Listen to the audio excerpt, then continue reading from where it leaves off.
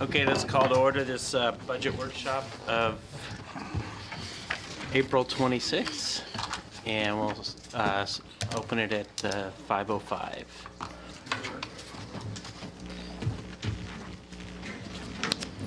Councilmember Martinez? Here. Councilmember Roscoe? Present. Councilmember Lara? Here. Mayor Pro Tem Carroll? Here. And Mayor White? Here. And I guess we'll start with the Pledge of Allegiance.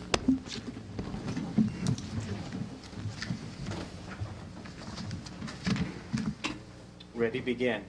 I pledge allegiance to the flag of the United States of America and to the republic for which it stands, one nation, under God, indivisible, with liberty and justice for all.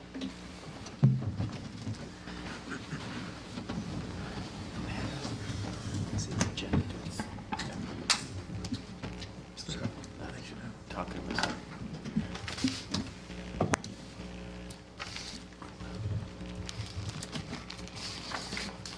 All right. Do we have any public comments? Anyone sign up for public comments? I do not have any.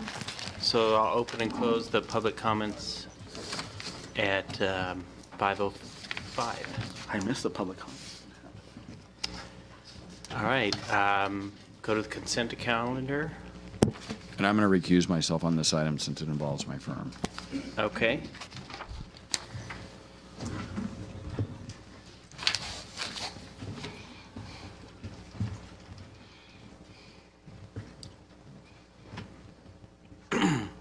All right, so the item is approval of city attorney invoices in the amount of $66,730.63. Any questions or comments for staff? Could I have a motion? This is for the month of just March, correct? March.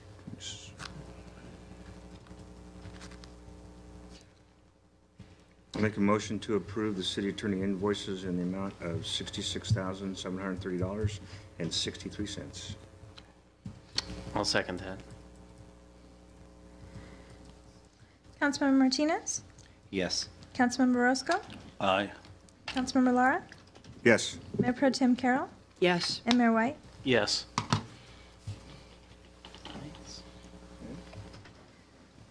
All right, now we'll go to the workshop item number 2.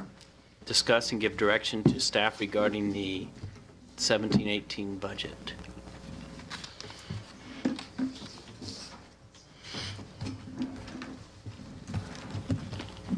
All right, thank y'all. It's exciting to get fiscal year 18 underway. It's almost like it feels like New Year, doesn't it? Y'all as excited about this as we are? Feel excited everybody is back there? It's good stuff.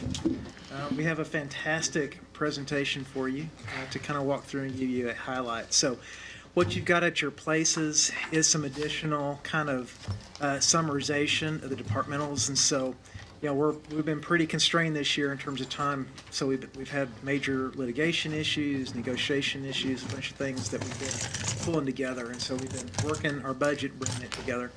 So the plan tonight is to walk you through the highlights of this. I've got some specific highlights to bring to you on some of the various line items that are there that you've probably noticed some things. And then we'll kind of see what direction y'all want to have. So the objective is after tonight, we're going to go to Audit Committee, which I think is next week. And so we'll be presenting the budget to Audit and Finance Committee to get their reaction. And our plan is to come back to you on your council meeting on the 16th with more of a finalized budget document to bring to you. So the data that we have thus far really covers the general fund. It covers the wastewater fund. And then we've got an interim transit budget that's been put together and it's been submitted to RCTC. That's the interim budget that they needed. There's some additional fine-tuning we're having to do on that. For example, at one point we thought we were going to do a comprehensive operations analysis. That data or that funding may be pulled out. So there's some things still a little bit of influx on that. So that's why we don't have that included to this point. But this probably covers about 98% of the issues that we've been dealing with on the budgetary and financial side. Now, keep in mind the transit operation really is a zero-sum game to the city. Those funds are coming in from RCTC to offset those expenses. So anyway, so with that, are y'all ready to dive in? And I promise you this presentation will not take more than an hour and a half, 2 hours max. Perfect. I promise you. I feel like you're getting your money's worth out of this one. So we discussed this a little bit at our last presentation. You saw this with the memo that came out with the information that went out over the weekend. But again, this is just to recap for you where we are financially. And if you go back and contemplate what you were looking at with the workout plan that you considered back in June, we are way ahead of where we thought we would be. So we're probably 5-6 years ahead of where we thought we'd be financially. And so there's, through, I think, some good administration, some good management, through some good luck, and just through trying to control costs, that's where we got. So what we're projecting is that at the end of this year, which will be coming in about another month and a half, we're projecting that you'll be sitting on a general fund reserve of $4.6 million. You'll be sitting on an insurance reserve of $1.5 million, and you will have maintained the current capital asset or capital replacement dollar at $250 that you currently have in your budget. So you can see that's where you are.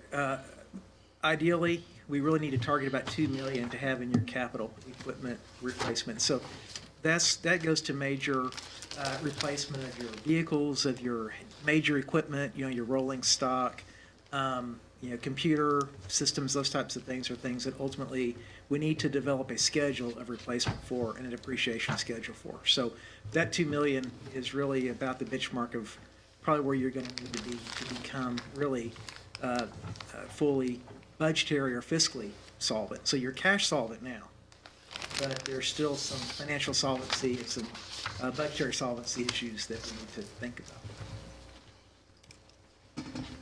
about. Just back up one thing. The other thing to really look at is you're at 16.4% here. We're looking at 14.9% here. We talked about setting a floor of 15% on the general fund side. We'll talk a little bit on the utility side, but utility side really need to be at about a 50% floor with regard to cash reserves. So those are your rainy day funds. So this 15% is the number that you don't ever want to drop below unless there's something truly catastrophic that's happened. So I'll talk a little bit later about some philosophies and some policies that we really need to talk about as we begin to develop our budget program, as we get on into the next fiscal year, some additional programming. It's a lot of additional research and things we need to do. Before we go to that next page, can you answer a quick question so I understand these numbers a little better?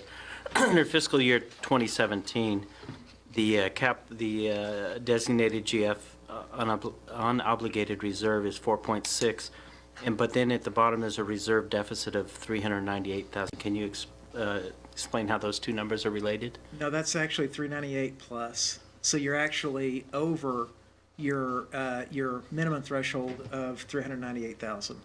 So what you would go, based on our budget, you'd backslide a little bit in terms of percentage, because you'd go from 16.4% to 14.9% based on budgetary allocations for fiscal year 18.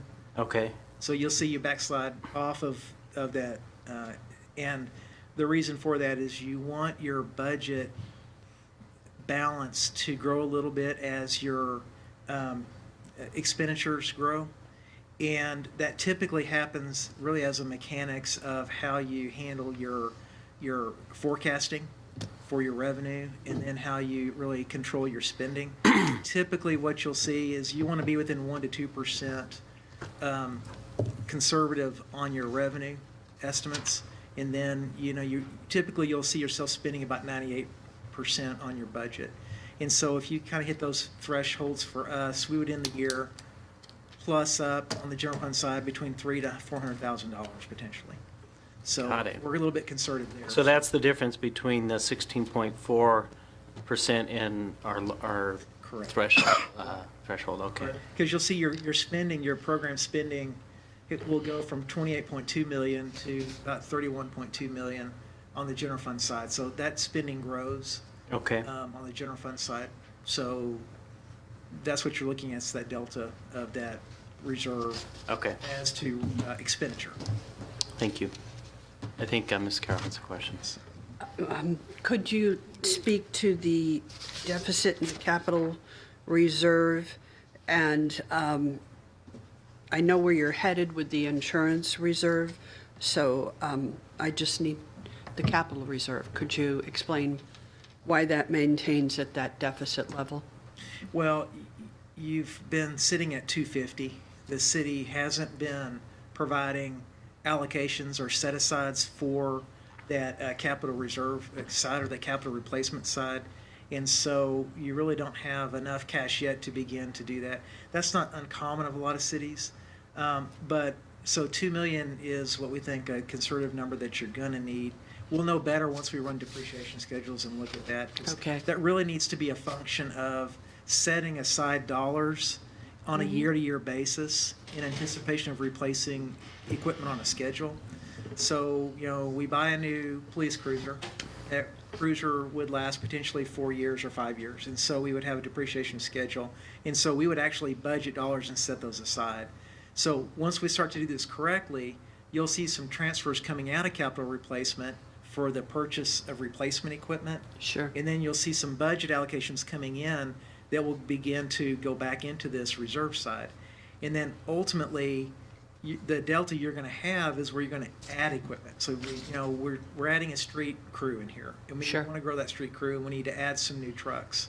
So that's going to require you to have to grow that over a period of time as your equipment inventory and rolling stock grows. So until we crawl out with specific numbers, this is like a placeholder number until Yes. we know more and we've made steps in that direction. That's right. All right. And one of the things, and again, we'll get to this on the backside, I've got some strategies that I think we can deploy that will begin to take some excess cash from year to year and begin to plug that back over into that number. So in a balance itself.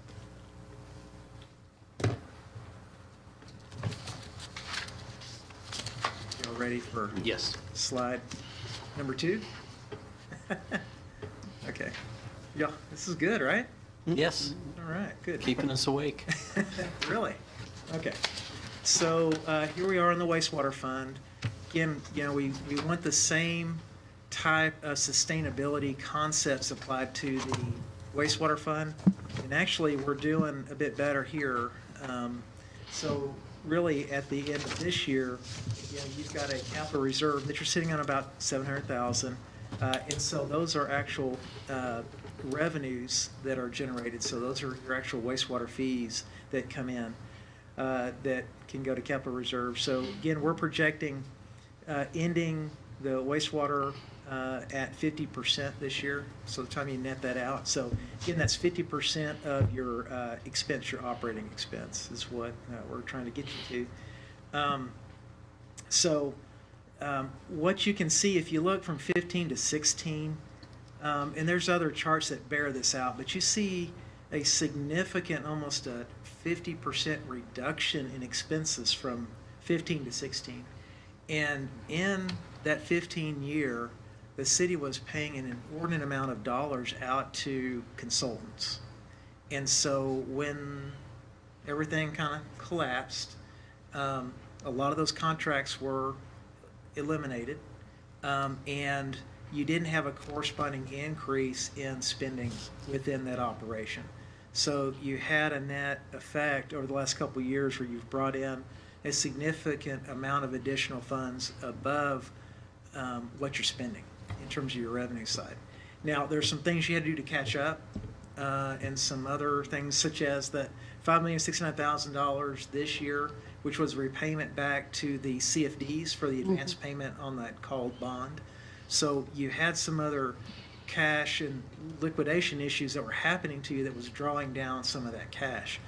So what we're looking at in 18 is really the first year in a while where you're truly now getting back towards a more sustainable and fiscally sustainable kind of operation, a true utility type operation.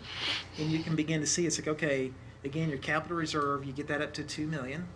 So you'd have that funded by the end of 18 under this budget concept that we have. You're at your 50% on your reserve on that sewer operation, and 50% is the benchmark for sewer because it's solely based on the actual revenues coming in. And so you're very sensitive potentially to weather conditions, to, you know, extreme situations within our community. So that's why we wanted to stay a little bit there. Plus, if you had a failure at the plant or lift station, we've already seen, we had one failure that was about a $250,000 fix. So things can happen very quickly on that side.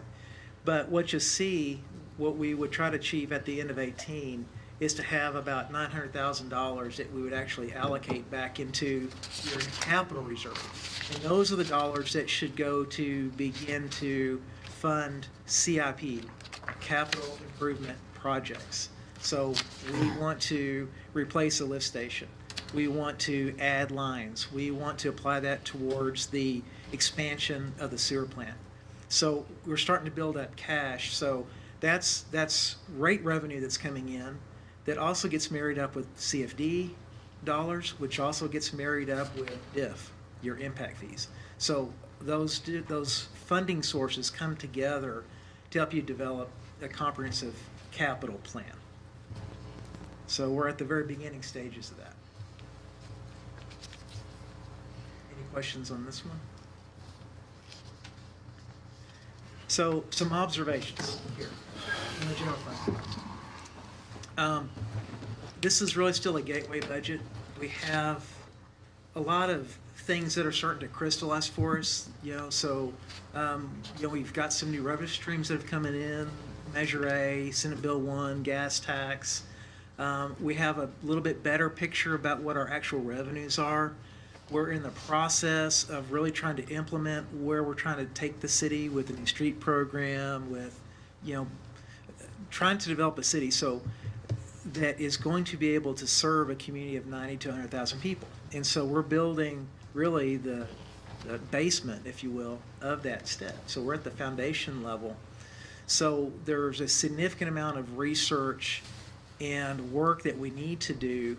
And you've got part of your consulting team, Michael Bush and Bob Dias, who are working on refining your workout plan. Now, we're changing the syntax. You really don't need the workout plan anymore, because that workout plan was trying to get you to cash solvency. So you're a cash solvent now. So what you're really working on now is sustainability. And sustainability is two factors. One, are you able to continue to run the level of service that you're running today?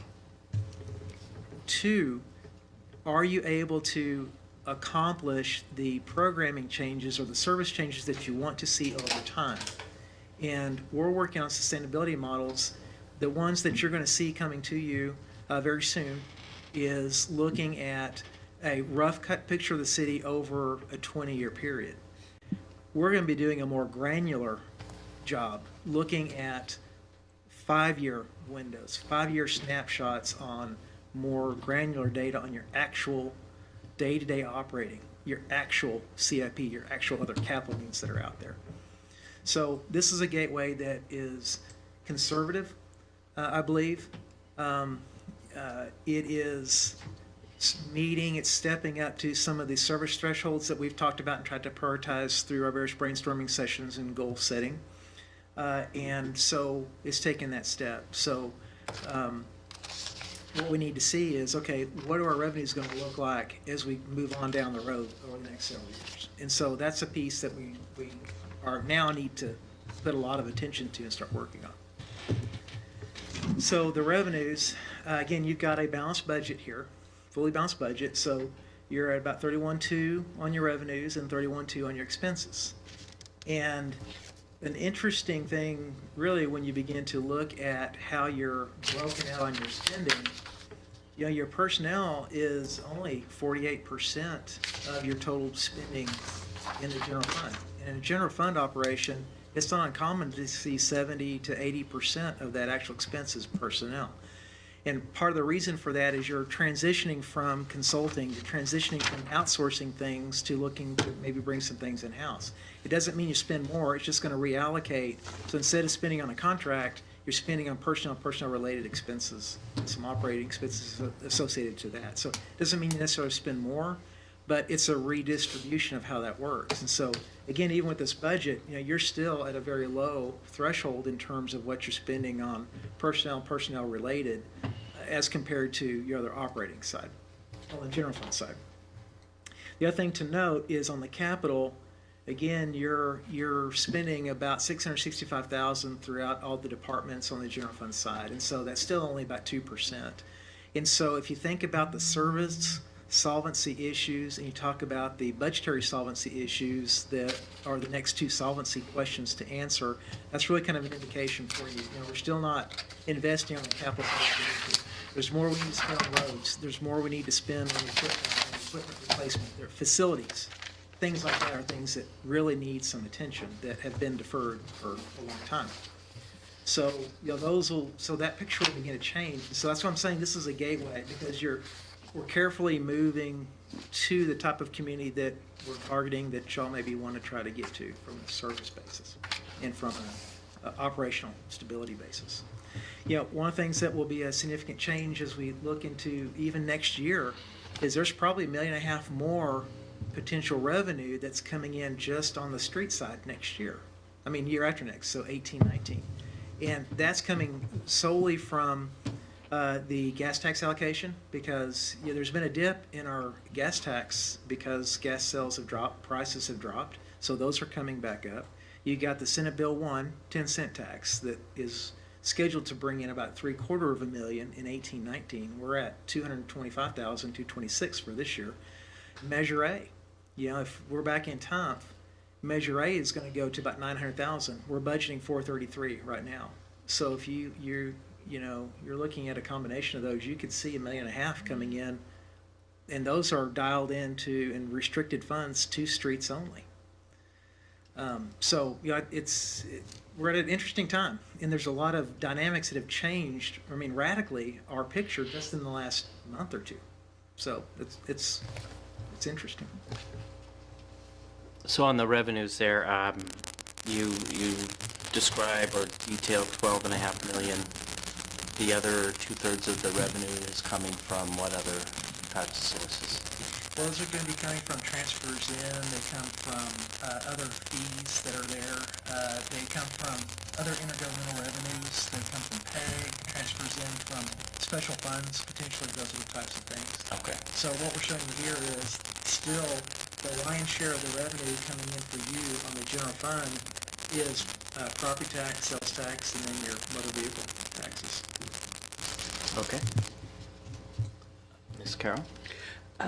You brought up the fact that on the expenses that we have an unusually good ratio there of 48.4% on the personnel costs, and you spoke to this as being a gateway, and the fact that we have more outsource, so the balance for that is a little bit lower than usual.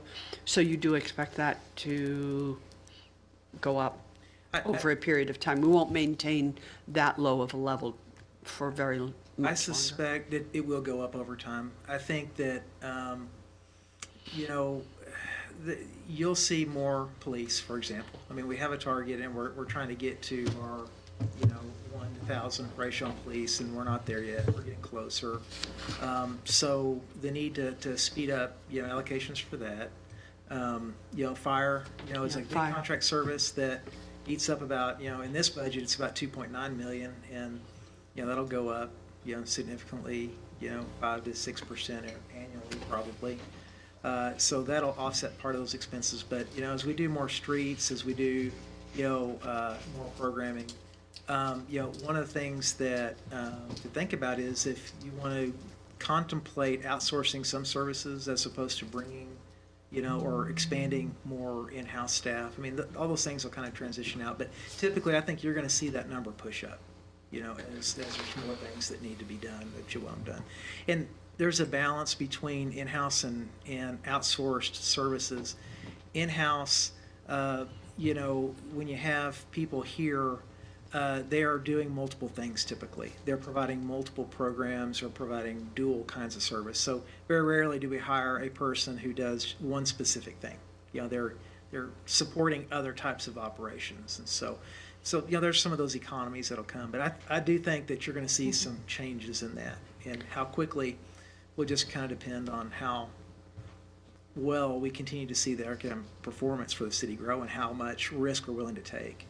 One of the things that does concern me with hiring staff is, you don't want to hire somebody only for, 2 years later not to be able to sustain them. And so, number one, that's the human impact of that is awful. But the second issue is that the most expensive time to train an employee is the first 2 years that they're with you. And so if you can't keep somebody here at least 4 or 5 years of that position there, you're really in a loss leader. That's really not a good economic situation to be in. Thank you.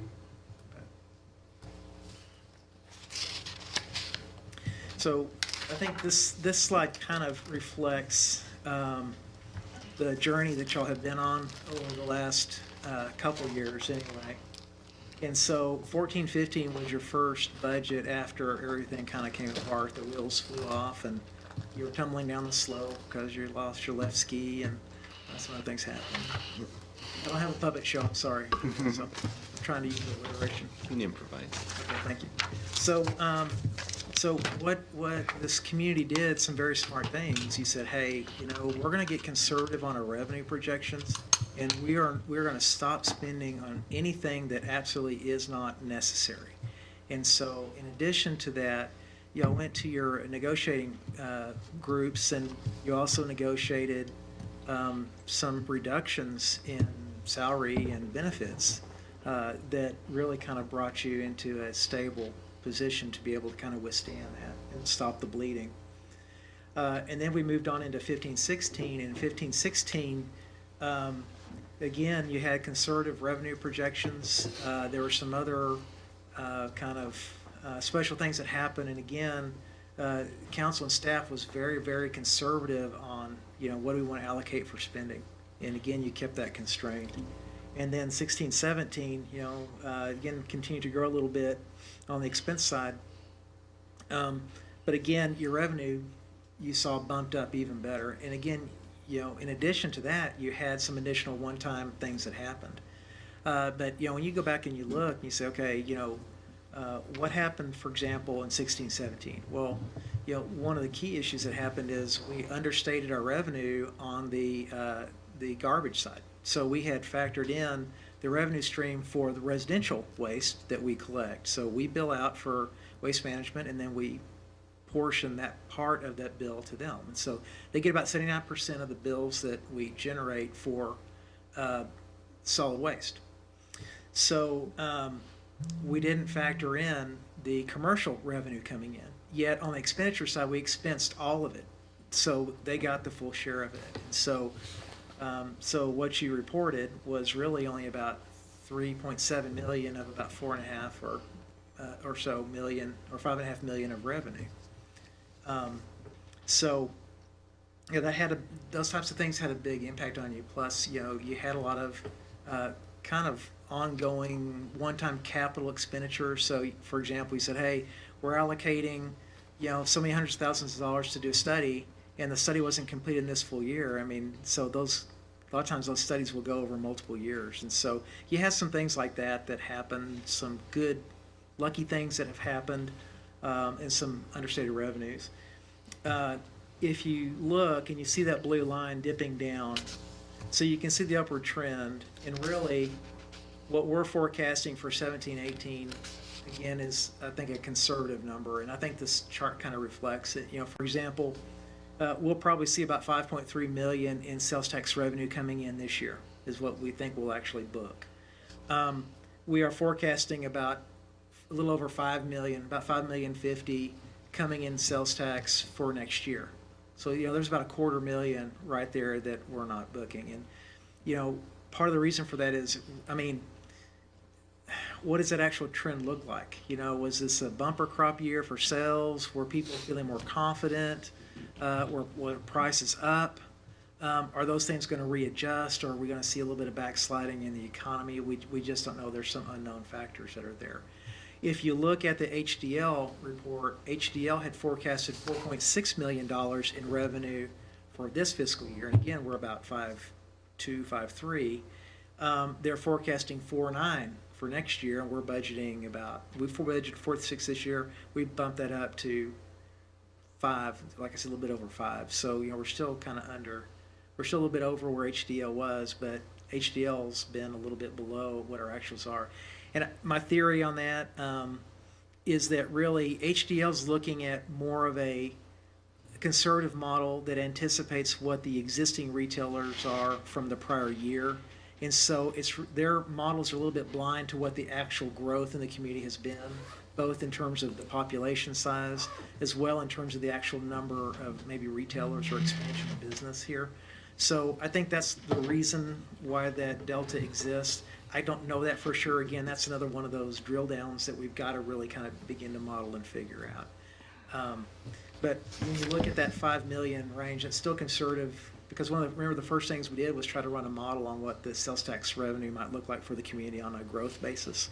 So anyway, so that kind of comes together into that number. So, but the bottom line is, if you kind of go back and look, this model would anticipate that 16-17 was kind of a bumper year for us, and we're kind of coming down a little bit for 17-18. And you can see our expenditures, we're shooting for a fully balanced budget on the general fund side. So you've got your expenditures coming up to meet that. And if you begin to break it out in terms of some of the other interesting trends that are going on and how you're spending the money on the general fund side, so the orange is personnel and the red is operating, which rolls in your consulting. And again, what you can see is as your consulting dollars were going up, your personnel costs were coming down. And of course, keep in mind that you had litigation, you had a lot of other things that were rolling into some of those costs that were there. But generally, when you look at that, and then you look overall, the green line is really what your total expenditures have been looking like. Then at the very bottom, the little baby blue line at the bottom is your capital. And you can see there's been very little investment on the capital side.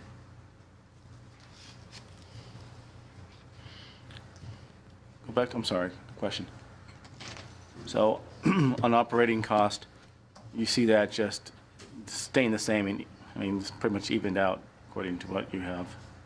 So we don't see our operating costs. Because I know you had mentioned a few minutes ago in terms of the last slide that you see that adjusting. Yeah. Is that just in, so if employee costs go up, don't you usually see operating costs go down a little bit, or? Well, they'll be shifting. So, the operating costs will adjust. And so, for example, on the general fund side, we have about $250,000 a year that's going into engineering consulting services. And so we have proposed in here to hire 2 engineers to basically replace what we're outsourcing. And so those engineering costs are directly offset the consulting costs that's there. So you've got a shift that's there. You actually gain a little bit of ground with regard to the reduction in consulting to shifting that cost over to your personnel side. Overall, you got a slight reduction, but so you're not a zero-sum game quite, but you're close on that. So you'll see a shifting, that's what I'm saying, in terms of the personnel to recurring operating, you'll see some shifting that will kind of follow those lines. I don't know if that explains that. A little bit. Because I know you had mentioned that before, and I was looking at the red and the orange, and you kind of see the red is leveling off, it's just leveled. So. Yeah. And you'll begin to, I think, see more of that. You can kind of see still, the red's kind of leveled, personnel's coming up, and so, but your overall spending is still on an increased basis moving forward. Especially as the city tends to grow. Yeah. So you've got more things to do, and every year there's more to do.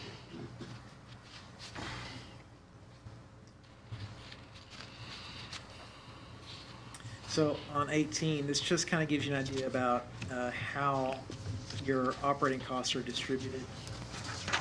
So the most economical operation we have is the city council operation. Of course. So Making cuts all the time. Lead by example. the mayor's Ferrari in there, he's great. You included that? That's the chief's car. That's I think he's going Maserati now. Oh, is he? Yeah, he likes the growl. Excuse me, Todd. Public safety, what percentage of our budget? It looks like it's a very reasonable portion of our budget compared to other jurisdictions that I've seen where you're at 70, 75%. County. That's right. Yeah, so you're running about 40-45% typically year to year on your public safety. So, and again, that's looking at your police and fire. And So- fire? Wow. What is that again? Percentage? I'm sorry? What's the percentage again? Yeah, you're running about 40-45% a year on your. general 44%, 45? That's great. Way better than the county. Going forward, you don't need to get my attention. Just go ahead and ask your questions. Sorry. All right. It's okay. It's easier that way. Public safety, good observation about how it's kept at a good percentage of the cost. But what are we going to do about manning fire going forward? Are we going to be able to add any personnel increases and still maintain something close to this ratio? Because they're pretty expensive. Well, so I guess you're asking a question from the perspective of opening up the next fire station, the West Side Yes. Station. So, Because it always gets down to the issue that we can build it, but they can't come because we don't have the budget for the people. well, we've talked to CAL FIRE about the options for staffing should that station be opened up. And so what they would propose to do is basically move a full engine company from a station today, I guess what, Maple Station? So it would move from there, a full engine company, over to the new station. And then instead of putting a new full engine company, they would put a squad in the other station. So it's a lower level of equipment, it's a lower level of staffing that's there. It's a hotshot group that would go to, wherever to balance out those call needs that are out there. So instead of having to budget $2+ million to operate that station, your net increase in today's dollars would be about $1.1 million. And so, so one of the things I think we would need to do is definitely look at that squad component. If you look at where that next station would go, probably half of the prime service area for that station is in the unincorporated area of the city, just outside into the county. And so one of the things I think that we would maybe need to do is talk to the county and see, hey, would you be willing to pick up some of the operating expense? I mean, the county's got a brand new budget coming, right? Lots of money at the county. They take a lot of our tax dollars, too. Cup's running over. Where is that money? But that's a lot more economical. I think you were looking at potentially paying nearly that much on a per round share basis to operate a full station in the past. And so CAL FIRE's come up with a way to get it done significantly less expensively than I think what we were originally thinking. Would we still be able to meet thresholds of proper response time to medical emergencies, et cetera? Yes, as a matter of fact, in looking at the Ventura project, one of the things that we've been talking about, we've got an MOU coming to you at your next meeting, I think next meeting, or the 16th at least, from the property owner, where they're actually would be willing to provide a site for a station there on Potrero down closer to 60. And so we talked to CAL FIRE about that, and they really like that location better than the Desert Lawn location. And when you look at their primary service target for those stations, it moved it down south enough, probably about a mile, and it moved it over, I don't know how much, maybe half a mile over, but it really filled the voids that they were concerned about. And so that location really then allowed them to meet both sides of the highway, and then that squad then really helped them backfill that pretty nicely. So it looks like it works pretty well, and you should see a pretty good service enhancement based on what we had looked at, in terms of some general locations of that. Because remember, you're up quite a bit further. Plus, if you contemplate what happens with Calamasa, they're looking to build a station right there, probably right around Cherry Valley and I-10. And if they do that, and this station gets pulled down closer to that area, you have a very nice spatial location. And the next tier is then you look at the CAL FIRE plan to relocate or desire to relocate the Cherry Valley station further south towards town. If that can be relocated south, then you've got the Calamasa, although it's going to be their own system, there'll still be mutual aid. They move their station down from the far edge of the city up by Yucaipa. This station gets here, you've got a really nice service saturation for the area for CAL FIRE.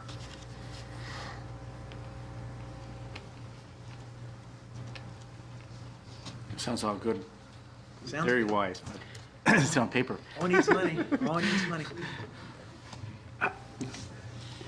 I just, as thought on that point, it's a very good explanation.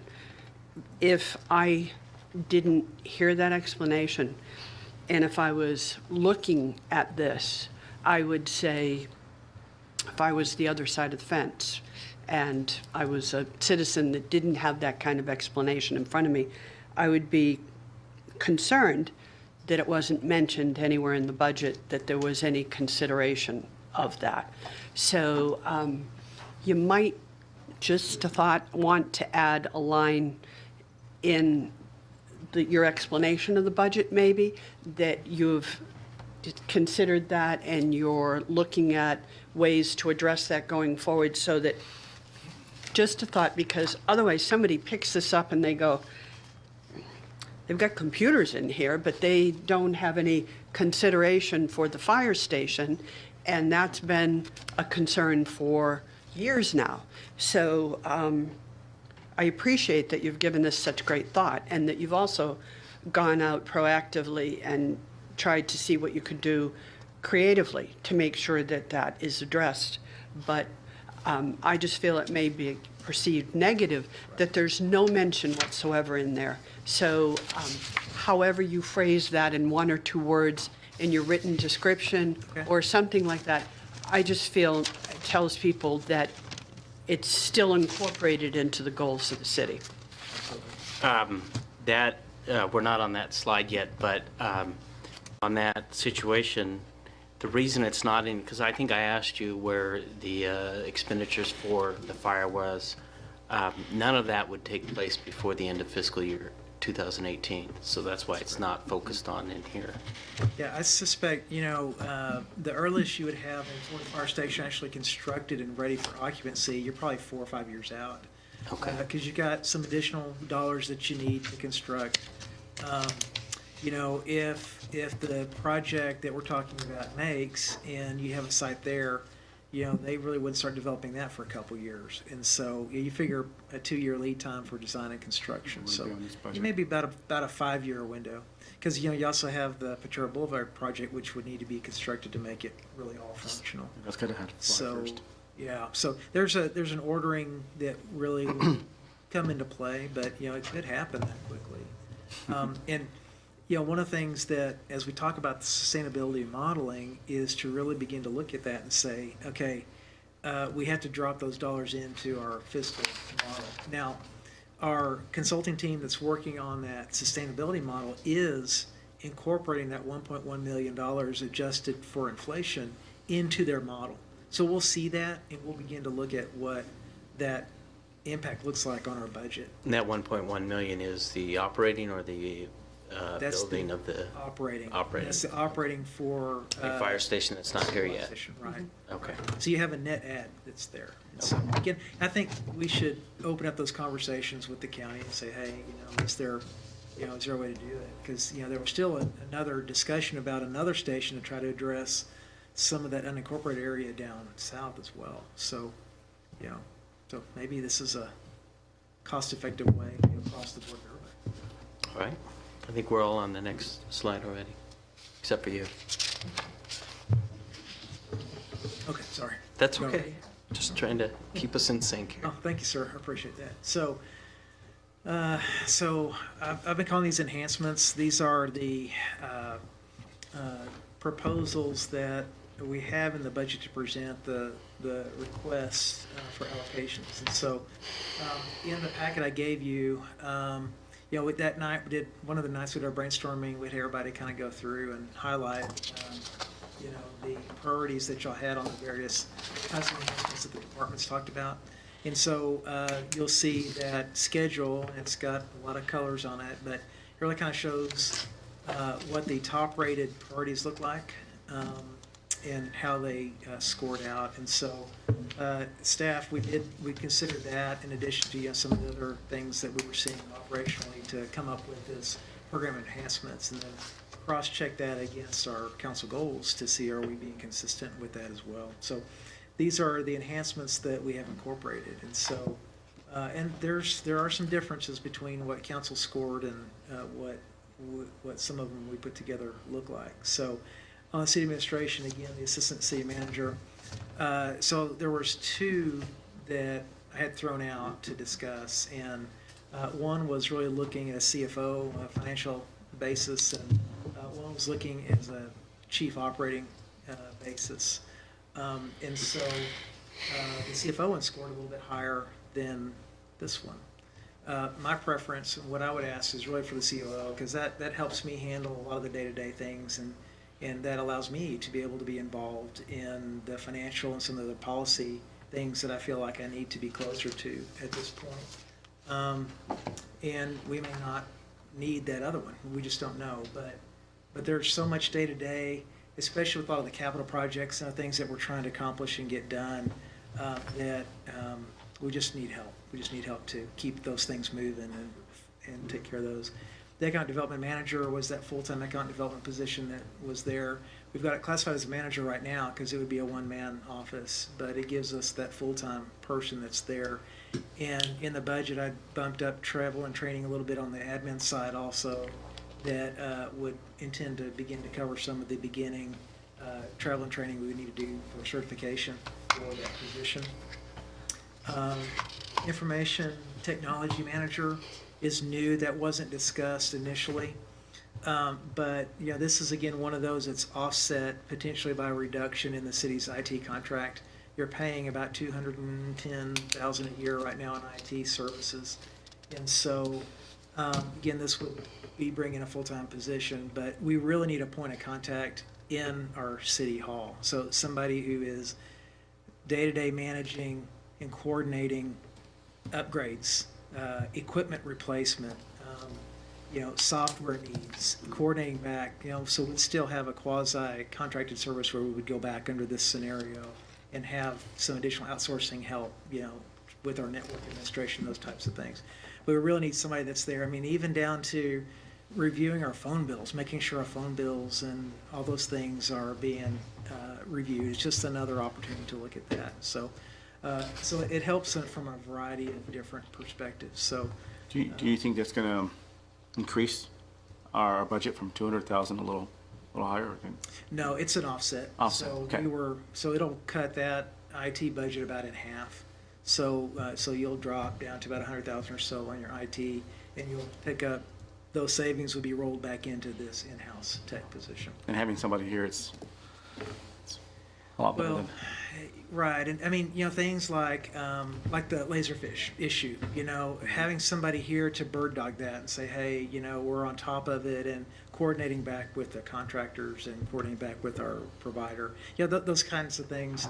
Helping to keep our website updated, malware, just all those just the basic things that we need to do.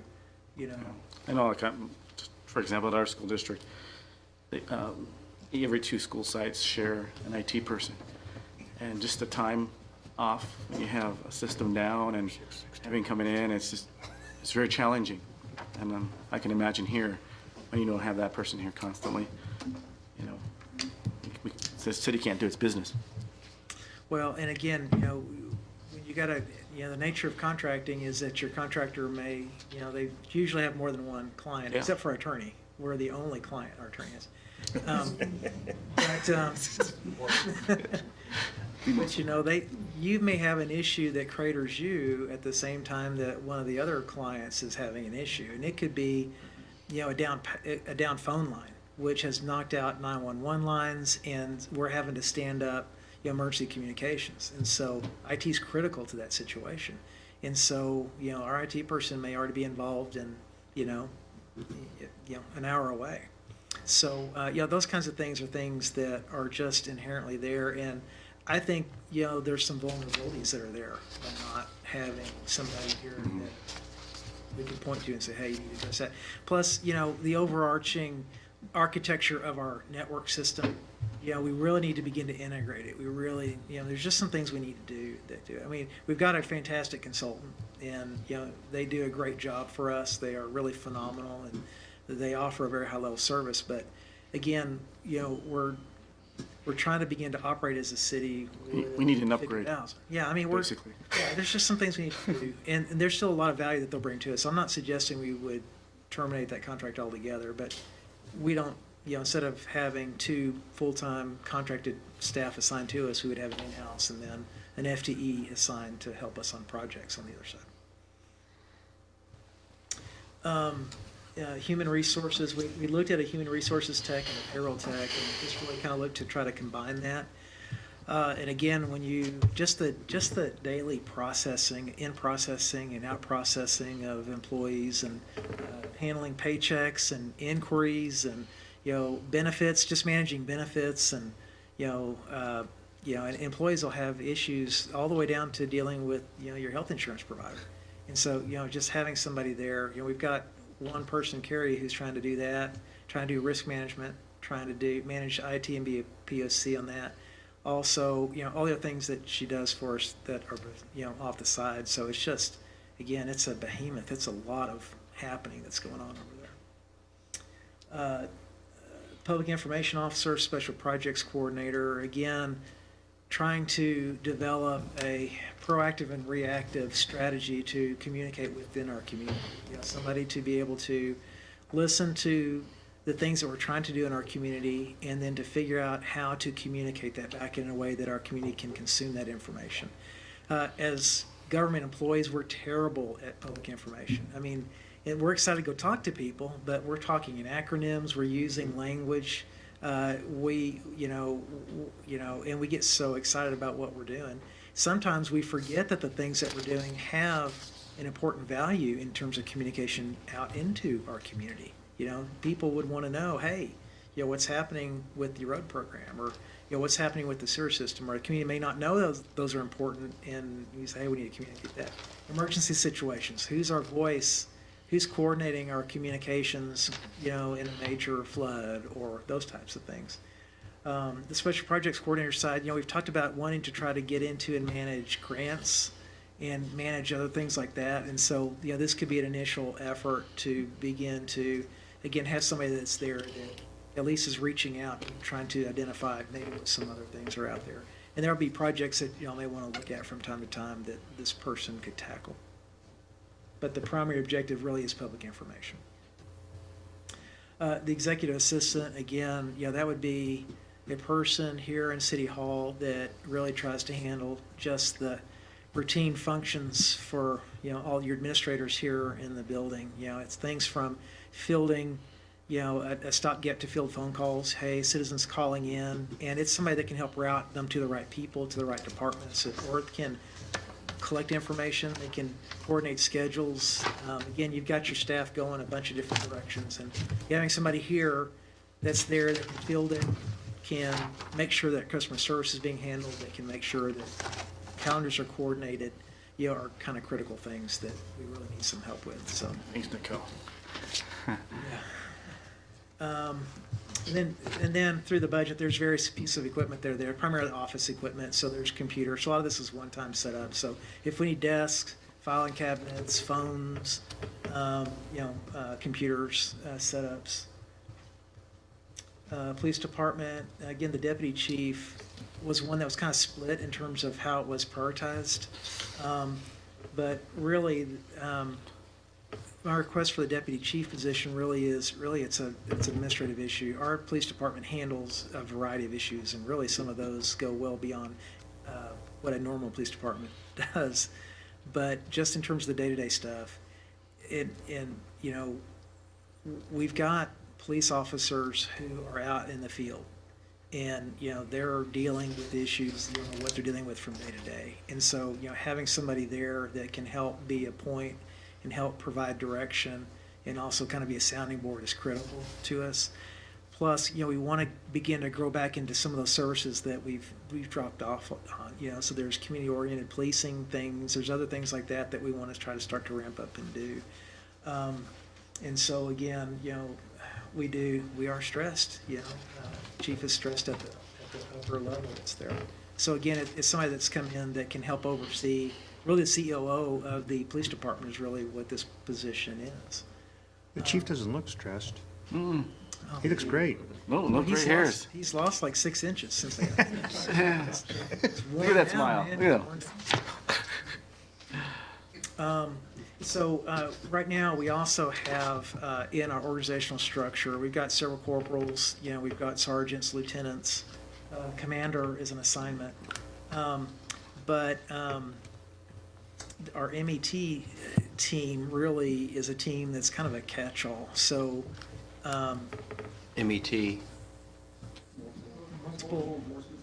Okay. Thank you. Good stuff.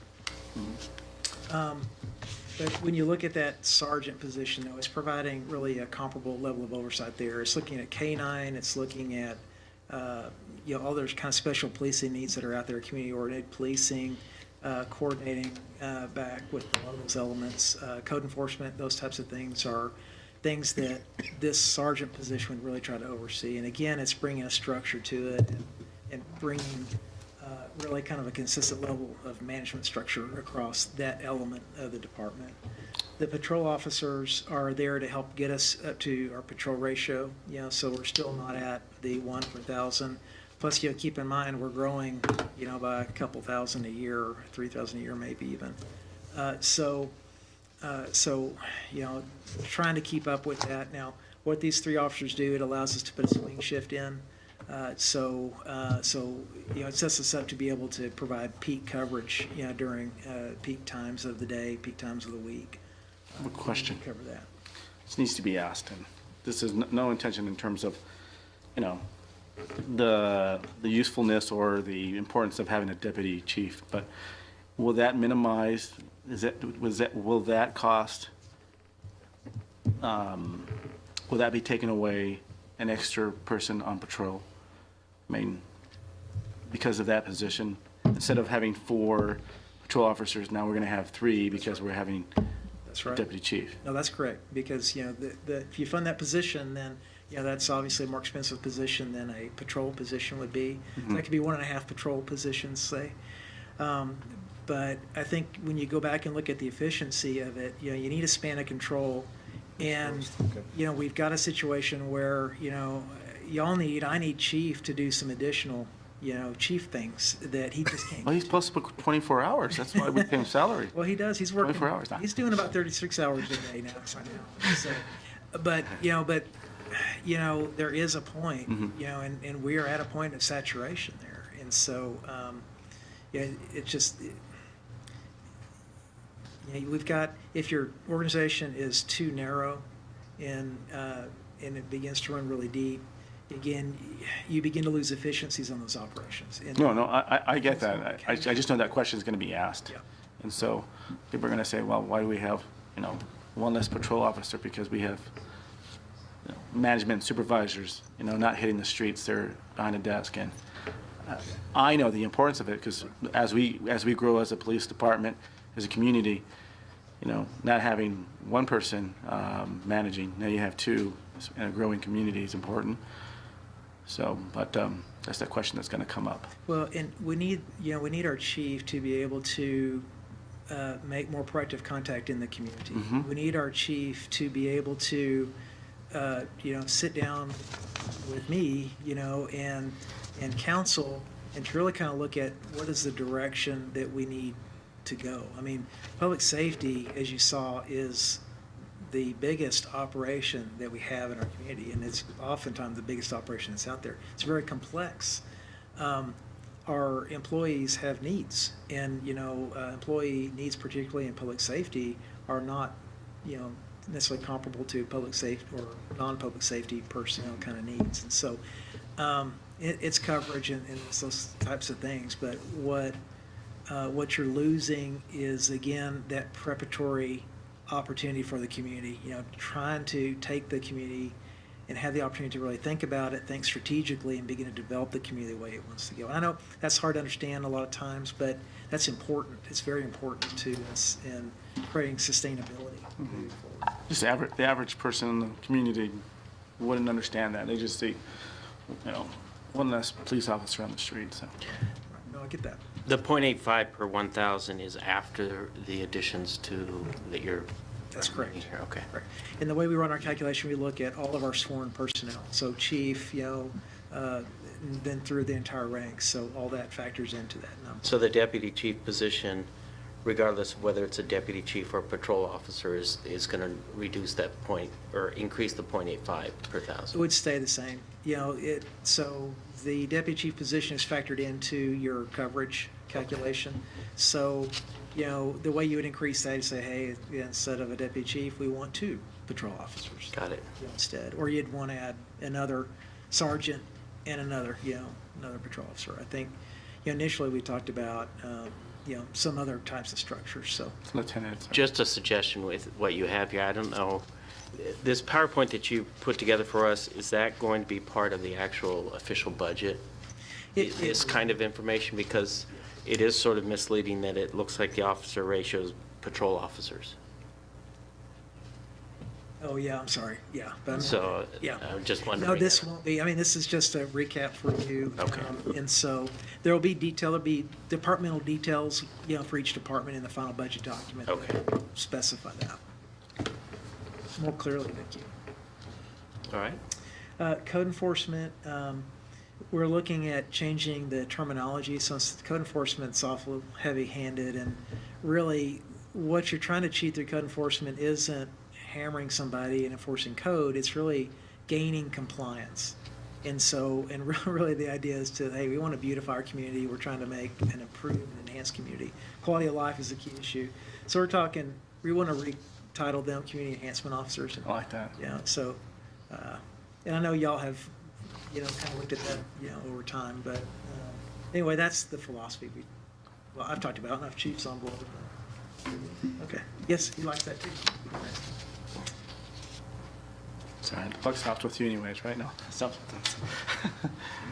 Okay, planning department. So right now, you really got your economic development split between planning. So you got an associate planner position that's really also trying to do economic development. So again, you're creating your economic development manager position and then taking the opportunity to reclassify that associate planner to a senior planner position. Ultimately, our planning department is pretty well understaffed as well. And so, we talked about wanting to do current planning and keeping on top of that. We also talked about wanting to ensure that our planning operations were also being more comprehensive, updates to the comp plan, keeping abreast of issues that are out there. We talked about trying to get into other specialty planning areas, downtown enhancement, redevelopment. We talked about, neighborhood-oriented planning needs. So there's a lot of other diversity that we need to develop in the planning department over time. So this really is a very tiny step in terms of gaining half an FTE towards planning, but also, having, you're bringing in a senior level of planning. So instead of looking at more entry level, you're really talking about coming in with somebody who's got some professional, a little bit of history behind them in the planning side. So what would the planning department look like after the senior planner is added? What other positions do we have now, and what would total planning department look like? Well, you're still at the same number of FTEs on the planning side.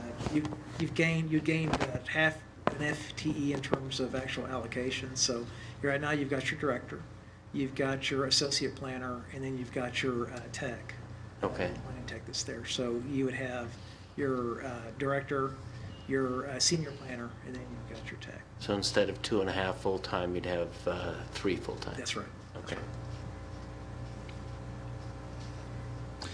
Is that sufficient, or do you look to see that department growing over maybe the future fiscal years? It's going to have to grow. It's going to have to grow. It will. And again, especially, you talk about us at the ground floor needing to achieve that city of 100,000. Right. What is that going to look like? We have a great vision. We have a general plan. There's a lot of work that's going into it. And, without the planning side of it, to orchestrate it and to keep us on task, it's Right. very difficult to realize that. I don't know how you sustain the growth that we have with such a small planning department. How's that compared to our neighbors? Do you know, Rebecca? A lot smaller than any other planning department I have seen, Okay.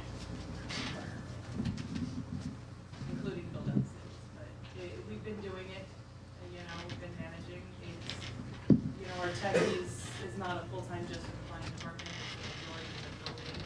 So it's maybe just half a person, plus me, obviously split as a community development director between dealing with building issues and construction issues as well as planning issues. So it is definitely the smallest department I've ever seen, but we make it work, and we've been doing it for a few years now. So if we gotta go another year, we'll definitely keep it up and try and keep it afloat. Okay. Well, what would it look like if we're looking at something ideal? Ideal for a first step would be to get another tech. Would be to have that person that can man that front counter without having to have a senior planner or the director come up to answer simple zoning questions. That would definitely be the first step, and as our city manager has said, the next step after that would be to start looking at a break between current planning and advanced planning as we go into the future. Obviously, we're doing the big job over the next 2 years is our general plan update. That's going to take a lot of time to manage that and keep on top of that. So, as we go into the future, we got ordinance updates I've been working on that just kind of have pushed to the side because that's more of a long-range planning, and our current planning needs are so high at the moment.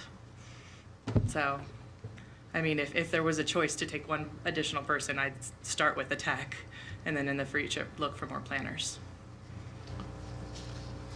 Thank you. Thank you.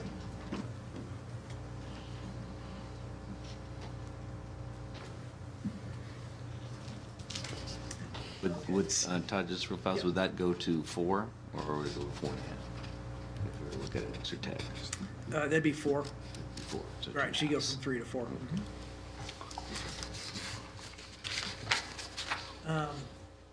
Okay, community services.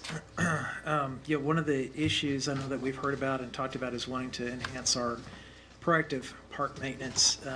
And so if you really look at it right now, with our crew, we've got 2 who are assigned to streets. And so what we've done is we've looked at creating a street maintenance program, which will provide those 2 FTEs back to the Parks Department. So we went through a process to really try to identify, what are the number of man hours that we really need to accomplish to get to more of a proactive park maintenance program. And if you look at it, there's about 2.5 man hours per acre per week, on average throughout the year that's needed to maintain our park system. And, we're looking to take on an additional 30 acres or so of park next year. So, you'll have an inventory of about 300 acres to maintain by the city. So if you look at that and you run that out, that's about 39,000 man hours per year, which really at the end of the day is about almost 19 people. So I checked, Carrie said we can't save money by hiring 3/4 of a person. So she said it's kind of all or nothing. So what we're looking at is really in terms of adding our maintenance workers, we've got 17. Now, one of those 3 new ones will go towards building maintenance. There's some additional level of service we need to provide, say in transit. We're already trying to in-house manage all these facilities. Staff's been doing a good job, but there's just some things that are not getting covered. So we need some additional help there. The other aspect to that too is that, we've got additional overtime, we've got some special events, other things that we still need to cover. So, we're trying to work through that process on the park maintenance worker side. But that would give you a 17 that you can actually apply, towards park maintenance. With that, we've got some bumps, a little bit of bump in terms of materials. So I think we had about another 50,000 or so that we had added on the supplies, which go back towards actual seed, other supplies we would need for park maintenance and some things like that. If you look up at the soccer complex, for example, we've been very fortunate to have ASO, and they've spent many, many man hours. They've spent many dollars improving and maintaining that park system on behalf of the city. But, we're getting to a point where they're getting kind of saturated in their ability to maintain them, and maybe, there's a different level of maintenance that we're looking at. So I don't know if y'all have had a chance to go look at the soccer complex, but Field 4 is a field that was jointly done between staff and ASO. Level up, kind of zoning the irrigation system, new grass and sod, all that came together. And so it's probably one of the best soccer pitches you're going to find anywhere, really. And that's the kind of level of service that we really need to start thinking about maybe in some of those facilities. Plus there's additional ball fields and things we need. The other issue is, we are hearing concerns from some of our subdivisions where they feel like there's more right-of-way maintenance and there's more, park maintenance in their subdivisions that they would like to see. So really this allows us to begin to gear towards really trying to address that. So having a core staff that's there, to again grow from, and then you have options. Do you grow that through adding more staff over time? Do you grow that by outsourcing other types of services? Like you could see, maybe we outsource right-of-way maintenance through the year, or maybe during peak parts of the year. So our staff can then concentrate on special events during the summer. They can concentrate on the other things that they need to do. So there's those kinds of things we have to think about through the year. So we're trying to address part of that. Okay, we had a long conversation about how to manage the pool. And so we were trying to decide, okay, is there a way to do that with existing staff and not have to add anybody out there? So we came with I guess Bob had a great idea, which was we have several lead or rec specialists that we hire, part-time through the year. So if we were to take one of those part-time positions to a full-time position, you really need somebody that can kind of coordinate, those special activities. So they could coordinate our part-time positions and basically be a lead, but they could also be certified and they could become our pool manager during the summers as well. So kind of got us there with half a person to come back in. I think that was about a $30,000 addition when you rolled in the fully loaded cost to make that happen. Street maintenance, again, this is your first step into a proactive street maintenance effort. So what this team would do for you is you basically create two teams of two that could go out and address sidewalk repair issues. They could address pothole issues. Those types of things are things that they could begin to do, and we begin to step that up and do more of a routine maintenance. You got a supervisor who would then, coordinate those teams and make sure that we're getting those things done we need to. The equipment that you would need to get started with this is a patch truck. So we were looking at about a 4-year lease purchase program on that. And then looking at some initial purchases, 3 pickups. So you'd have 1 for each team, and then you'd have a truck for the supervisor, and then 2 dump trailers. And so that allows you, again, to be able to load up, go out, do what you need to do in the course of work. Again, when we're looking at this team, you're really looking at trying to hire some people that have, at least your supervisor has some specialized road experience. So understanding pavement, understanding how to construct roads and do all those things are pretty critical to this issue. When you look at street maintenance and public safety and public works, we've got staff who are doing critical things, and what happens in the field could mean a significant benefit to the community, or it could be really bad for the community. And so having the right people, there in place is really what we need to contemplate for these. And there's going to be, over time, some additional training, especially training we need to send people to, to develop that expertise.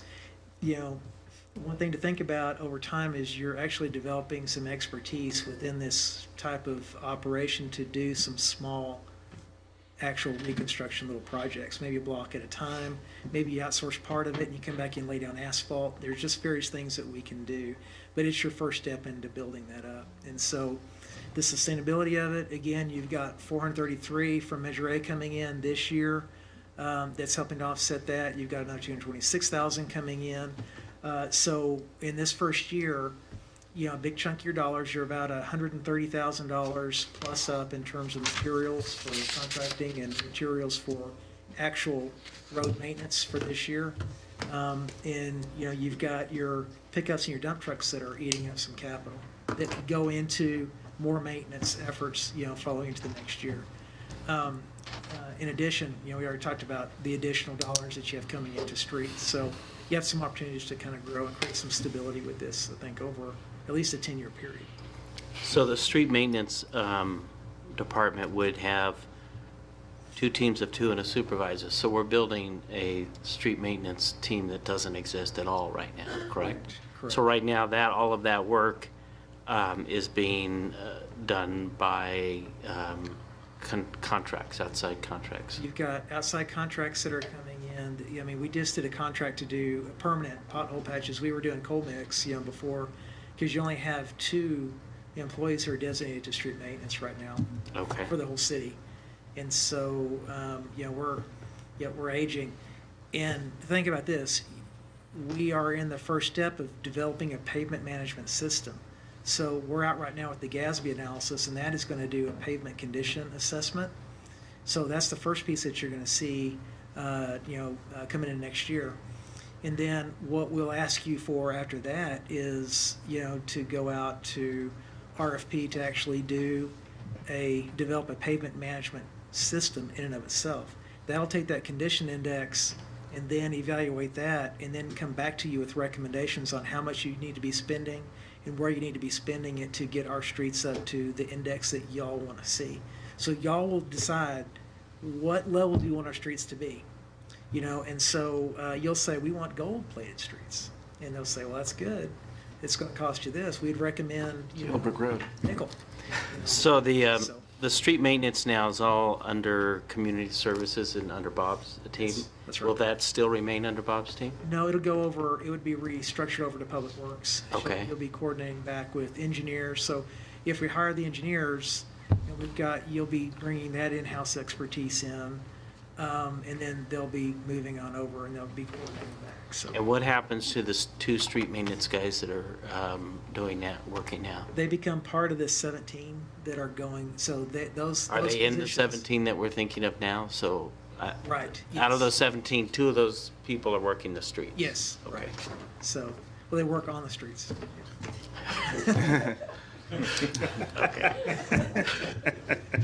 Is that enough comedy? Good. We could use some more. Are y'all done with me now? Yeah. I can see the no. headline now. Quick question. So the street maintenance, going to the community service to public works, that's norm, right? That's Yes. where it usually should fall That's under. typical. That's Typical, right? Yeah. Yeah, and so, I mean, Bob and our crews have done a fantastic job for us. Oh, yeah. They Yeah. have done an amazing job, especially with very, very trying circumstances. See But, that raining season. Oh. yeah, again, your street program needs to be tied closely to engineering. Right. And, there's specific things that have to happen to do it the way we want to do it, from what I'm hearing. Parks is going to be taking on a whole new level. I mean, our expectation on parks is really evolving a couple notches as well. So, we're building these up, and so there are specialties in their needs. Now, there can be some cross-help over time, maybe at some point if we develop parks in a way, or, again, I've worked in communities where we have built a right-of-way maintenance crew that's assigned to the Parks Department, but they maintained your street rights of way. They did rough mowing in parks. They even mowed your lift station sites and your plant sites. So they basically provided that kind of maintenance year round. And then if you need them for special events, or you need them to close down roads or for emergency management, they're basically a swing shift that can do kind of all those things, that you need to support both sides of it. So that, it's kind of a strategy we can play with over time to try to get some more bang for the buck, Okay. through this. I promised Bob that I would ask him some questions, so can I come up? You did. Give you a break there. Thank you. I think you're, never mind. Give y'all a break. Yeah.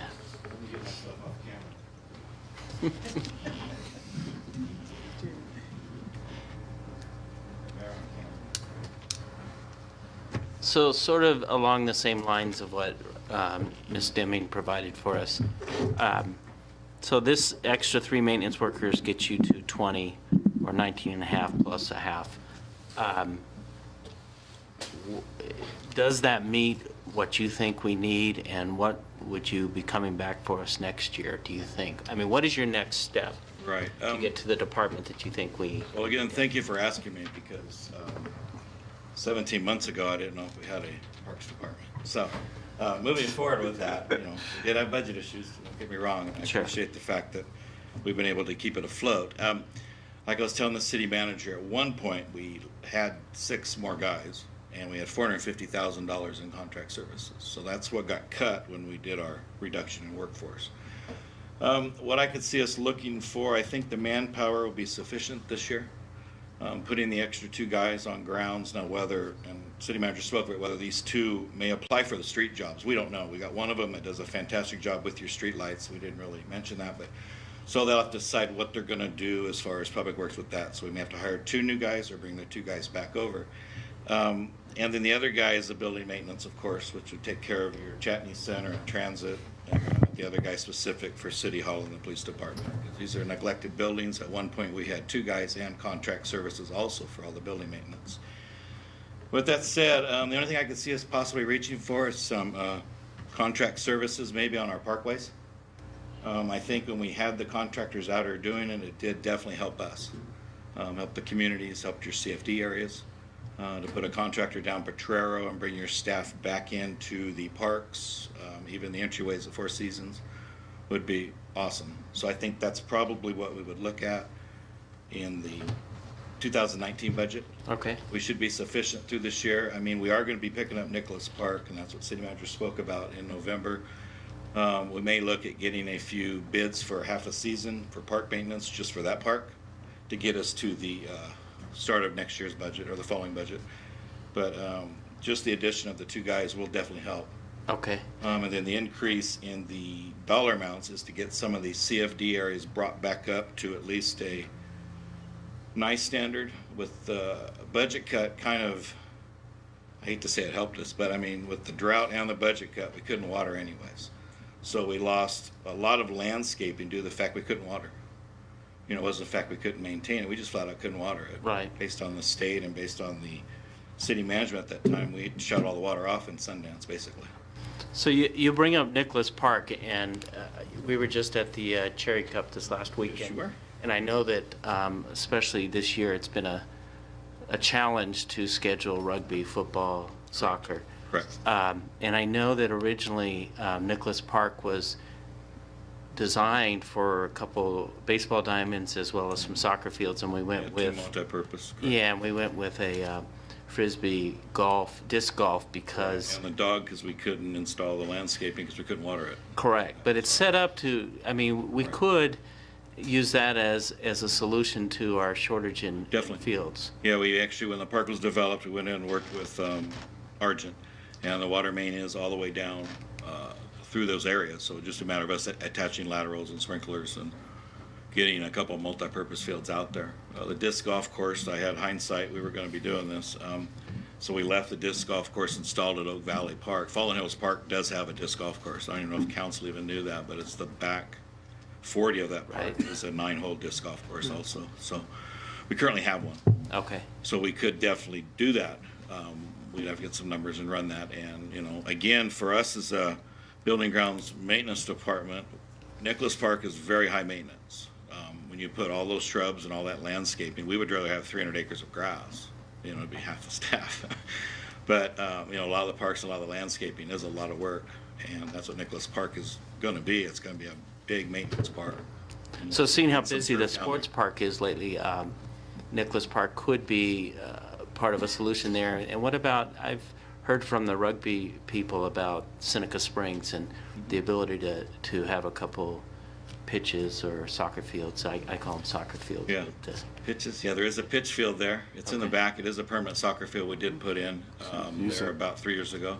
I did move our men. We have a men's soccer league that plays Saturday and Sundays. Okay. We did relocate them out there. is there room for another field out there than that? Definitely. Okay. Yeah, there's 2 big baseball fields, and again, outfields work perfect for that. Okay. Again, baseball really only uses the city for practices because they do have the Noble Creek Park.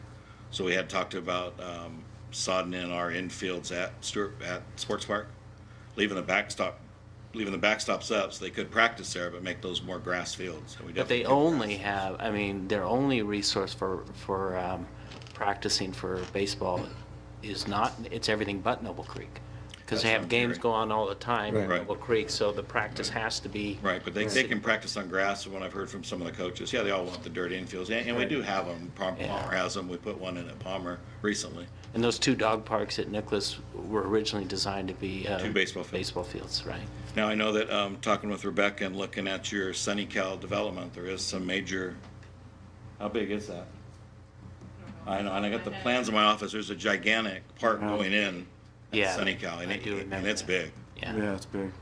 So a lot of soccer fields and AstroTurf. yeah, it was scheduled AstroTurf at one time. All right. Does So- anyone else have questions? So what it sounds like, Bob, is obviously bringing on additional staff is going to be great because it's needed, and you'll have your core group, or you'll have a group Correct. of, Correct. because the maintenance guys have been doing a fantastic job. And you'll be are you looking at a balance or an augmentation of permanent city staff and certain areas to contract out? Because the track areas or the parkways are just going to continue to grow. Correct. And Like I said, at one point, we had a contractor going all the way down Oak Valley Parkway.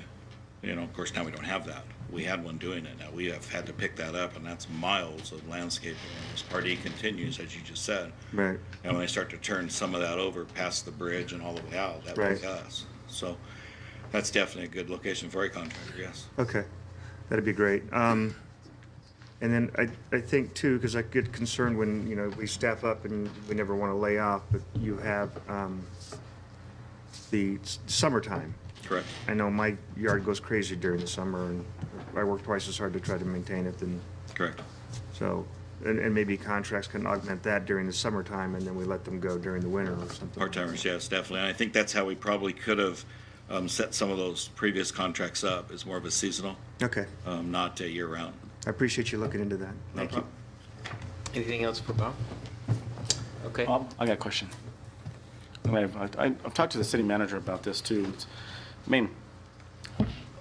Our general plan that we're coming up with, and we're kind of looking down the road, but, at the pace of our growth and our rate on our parks, because some of our parks stay idle, and I know some of them are used during the season and stuff, like, soccer and baseball and stuff, but kind of, in your opinion, we're in kind of serious need of like another sports park in the area.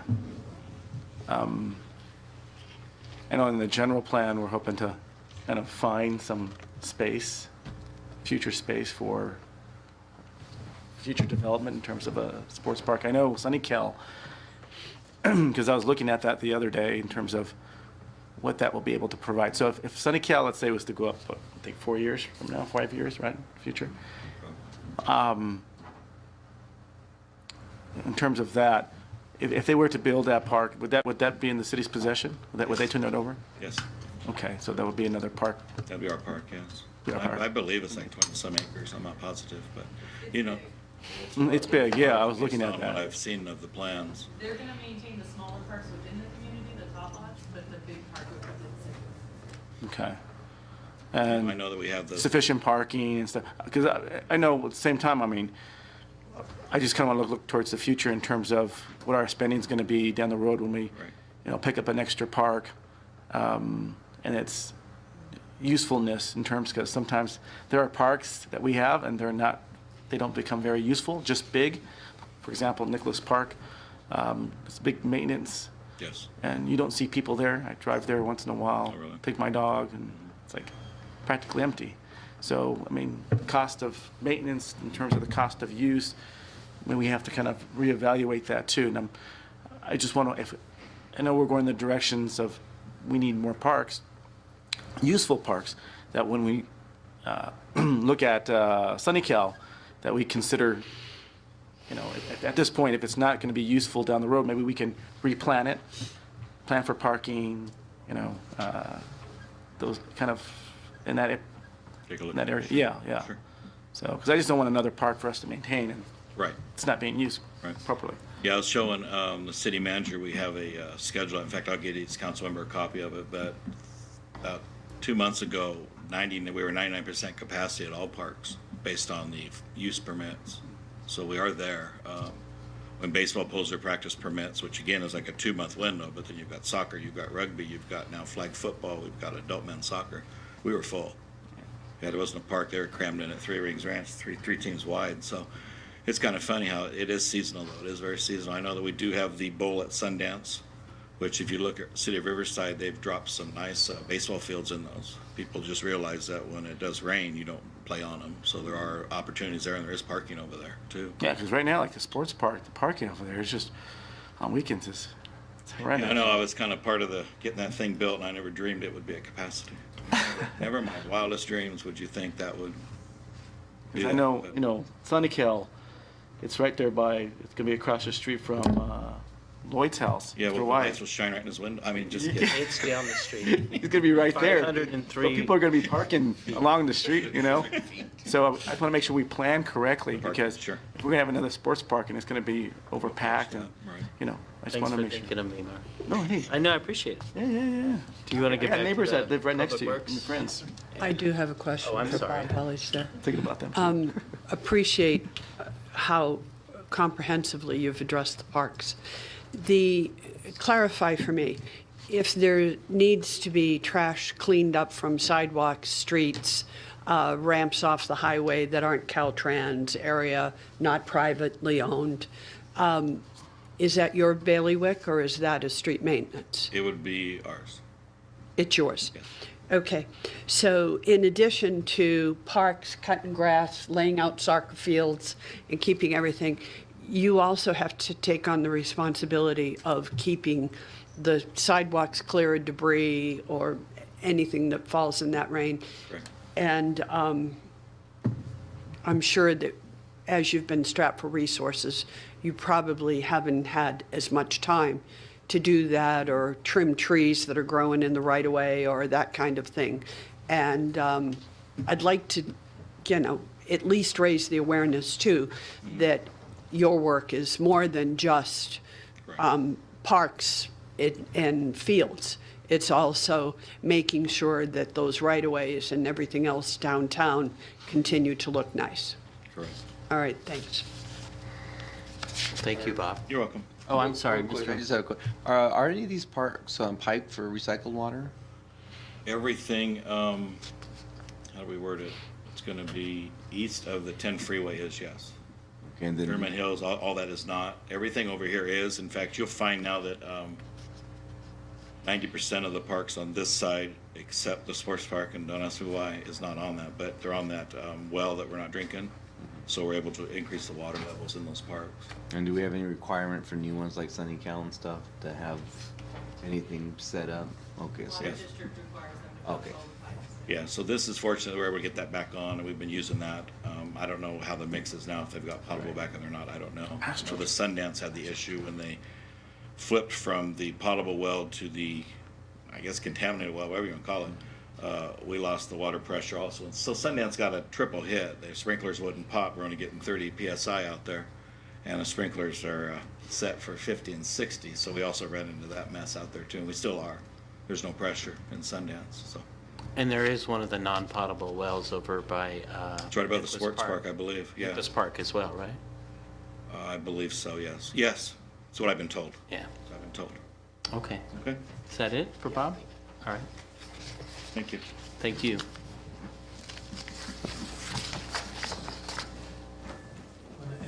I don't think that's like, I don't think it's contaminated. I don't think we make contaminated. It's a non-potable. So, It's a used to be potable water. You see this guy's face? I was looking. He was like, Amir's face. I saw Amir's face. He's like, okay.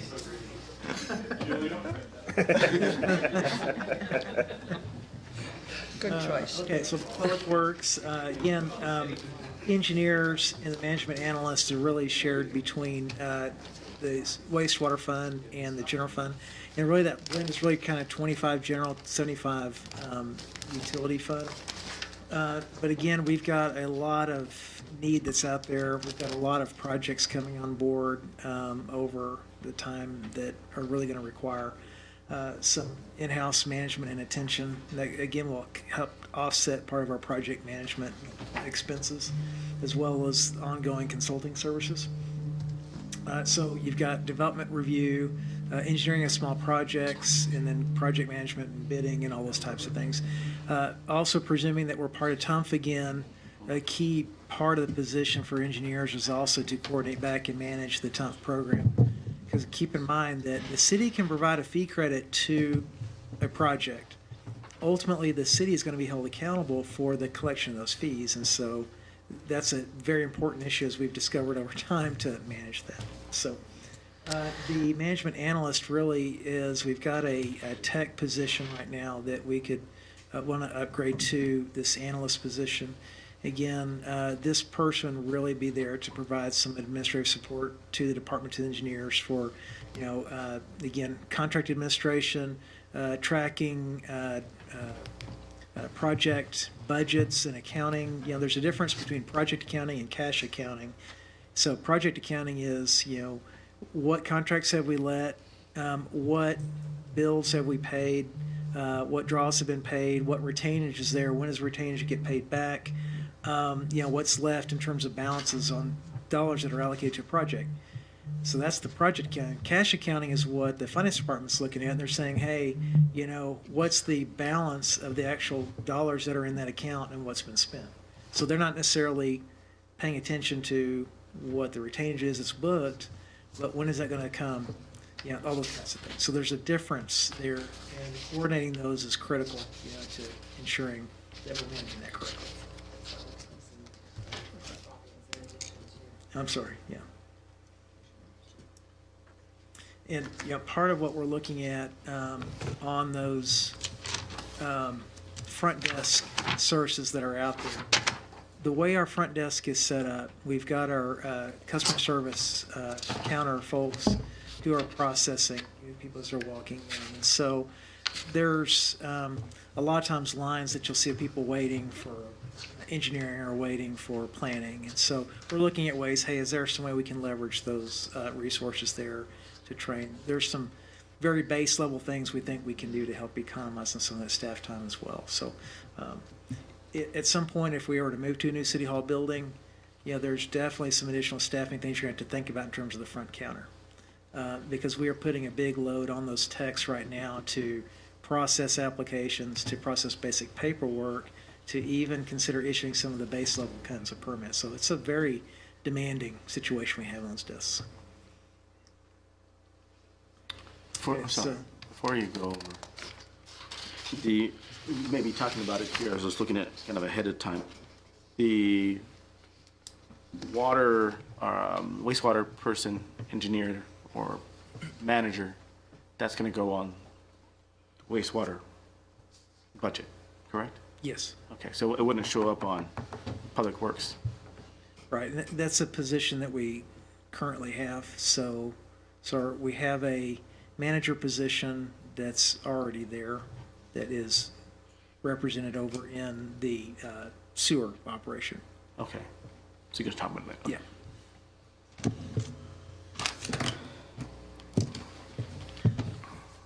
So again, any other points or concerns on the general fund at this point? Really the only thing, and I guess I'd like to, just to compliment staff, the common theme, at least that seems to keep popping up, is we have very few staff members that are wearing a lot of different hats to kind of keep us afloat and keep us moving forward. And it's nice to, for me, it's a little scary when you see that you're adding, I'm guessing 21 people to payroll. At the same time, the service that will be provided in offset, I mean, you've done a great job in describing the needs and supporting that with your documentation, so I appreciate that. Thank you. You know, one of the things for me is I've been in positions where we've laid off a huge portion of our workforce, and so I vowed to myself we'd never be in a position, I never knowingly put a community in that position to do that again, and so I'm very hypersensitive to the ability to be able to maintain these positions, like I said earlier, so it's critical for a variety of issues, but just a pure humanistic aspect of it is, it's. And let me add to what Mike said, because it's part of the same puzzle. The theme that I recognize through the whole budget is the reduction of contractual services in exchange for in-house staff, and I think that's the direction we've all wanted to go over the last year or two, is, you know, to get people who really care more about the job rather than, you know, a contract where we're just one of their jobs. So I appreciate that as well. Sure, thank you. And I just wanted to comment as well, to ditto that, and especially Mr. Lar, is that, you know, I come from an entity where top admin could be top heavy, and I'm always concerned about that. But I appreciate the breakdown that you've done, because now I can see where the dual hats and stuff have now kind of been delineated, and I can see where we need the work. So I just wanted to comment on that. So thanks for the clarification, and to feel a little more comfortable with those positions. So on to wastewater.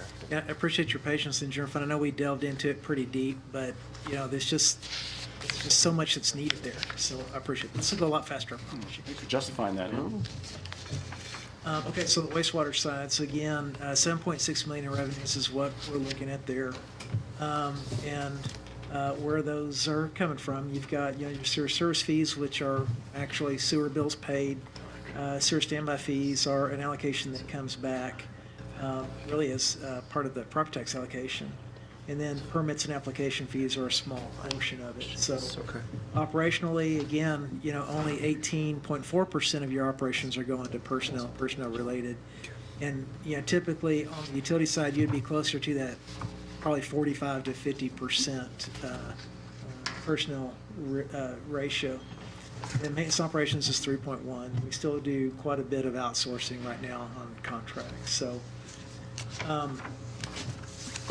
the other thing that we also book differently on the wastewater side is actually how we're accommodating this year your capital expenditure. So there's 3.4 million. About 3 million is going towards the design for your new sewer plant. And then you've also got about 400,000 that's coming over for equipment, pickups, dump truck, and then the Vector truck. Vector truck is actually, are y'all familiar with what that is? That's actually a large truck with a hose on it that is a big vacuum. So Really? there it is. Never would have thought. Yeah, I know. It's crazy. That's the way Amr described it to me. I couldn't. The detail. You know, he's had to suck up the water in my pool. Just don't want him to put it back. So again, breaking down how the sewer fund looks in terms of cash flow to expenditure side. Again, you can see at the bottom, you know, we looked at the general fund and you saw the creeping along the bottom was your capital. Here, your personnel is creeping along the bottom, and so we're jumping up a little bit right there. One thing to note, you'll see the orange line on the top, which is your revenue line. The deviation there is, Milana's still working to put in our diff into that revenue stream. So these are complete revenue streams coming in. So we estimate reconciliation-wise, there's probably about 2 million, 2.1 million of diff sewer impact fees that'll come in. So that number will bump a little bit. Then you can see the total operating. Again, 15, 16 was when we really slammed on the brakes and we weren't really spending anything. So as we're ramping up capital, as we're ramping up operations back again, is what you're seeing those operating starting to look like. Again, keep in mind that 17-18 is the first year we began to try to start to put some dollars back into CIP. So enhancements, pretend like you don't see transit right now. I should have gotten sneaky and done the transit as a window that was down here, but I didn't want to bedazzle you too much. So on the wastewater side, really the enhancements we have, again, we've talked about the engineer and management analysts that are crossing over, and then the collection crew with the equipment that's on the capital side. So again, so that's bringing, currently we're outsourcing, that line and line maintenance and collection operations. It's really the day-to-day operations. And so as you saw when we had that overflow situation, down on Hahn Springs earlier this year, we need, part of the issue is we need staff here to look at what's happening and is there when system operations are ongoing, and that they're here when we're expecting those types of things to happen. So instead of having it happen, have our neighbor call you, say, hey, you got a problem, and then us trying to rally up our consultants to get here, or outsource to get here. So there's a balance that we'll need to look at. So this is the first step in bringing that operation in-house. And before you move on to transit funds, after your PowerPoint, you're not done. We have some detailed questions for sure. you. But with regards to the wastewater fund, is there budgeting in this budget that addresses the expansion and construction of the wastewater plant as we move forward? It's not going to be in your operations side. That's really, and what I'm going to get to towards I think the next slide is really what's next that needs to happen in terms of the overall city budget. Okay. We need an integrated capital investment plan, and part of that is that CIP, that capital improvement program. And that's where we begin to budget out years where you need to do those types of projects, and we begin to show what those dollars are coming in. So typically you'd show the first phase, which is engineering, which we're allocating out. Yeah, okay. So you've got those dollars coming over to cover your engineering. But ultimately, and what we'll probably have to do for this year, we'll do a budget amendment that's going to bring a CIP in, because there's a lot of detail work we need to do. When y'all did the SB 1600 report, that report, remember, had a CIP for road that was really established to the back of it. That's one piece of it. We've got a whole bunch of other pieces that need to come. Plus, we got to program dollars coming in and to show when they're going to be allocated. With that, we're also looking at rate model, because we're looking at phasing in over the next couple of years the beginning of a rate adjustment to begin to provide the dollars you're going to need for construction of your sewer plant. So, we're in the very beginning stages of that as well. One of the things that'll help is when we get to, those near complete sewer plans, we'll have a pretty good firm figure of what that construction cost may actually look like. So we'll be there, and then we'll be in rate modeling, and we got to figure out what those rates are going to look like. Okay, I can wait till the next page for that. Don't want to skip transit fund. Oh, transit fund. Again, transit fund's the transit fund. There you go. So again, with the services that are there, as well as citywide equipment and maintenance, we really are maxed out in terms of our maintenance crew, and then additional, you got times when people need time off, vacations, those kinds of things. So they're stretched pretty thin there. One thing I also mentioned is that their budget will also provide for half the funding for one of Bob's new people. So the building maintenance, facilities maintenance person, about half of that person is also going to be funded out of transit, because there's direct work that they're going to be doing to help maintain the transit building. So that'll be a little offset of that as well through this fund. I have a couple general questions that I think Elizabeth might be able to help me with. She's been in LA riding the train. Yes. Today? They all made it back safely. How long did it take you? 10 hours. That sounds like your trip from LA there, Todd. 3 hours to get there and 3 hours back. Oh, his was 10 hours just to get back. Don't leave LAX at what? 11 o'clock on a Friday afternoon. Yeah. Friday morning.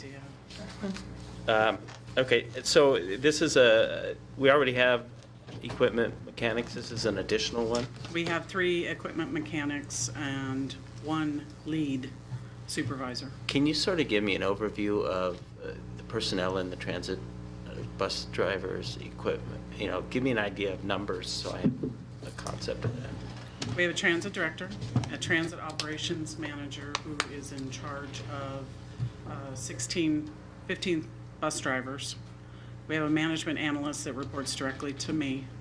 And then the vehicle equipment supervisor also has 3 under him. So this would be a 4th one under that position? Correct. Okay. We've centralized vehicle maintenance, and so we are now working on police cars, all of Bob's vehicles, lawnmowers sometimes, and transit buses, and admin cars, and planning and building and safety. And so I want to pull the lead, the supervisor, out from underneath the hood and more supervisory and add a mechanic to supplement. So some of these positions would not only be funded by the RCTC funding source, but also from general fund for when you're working on police vehicles and maintenance vehicles and stuff?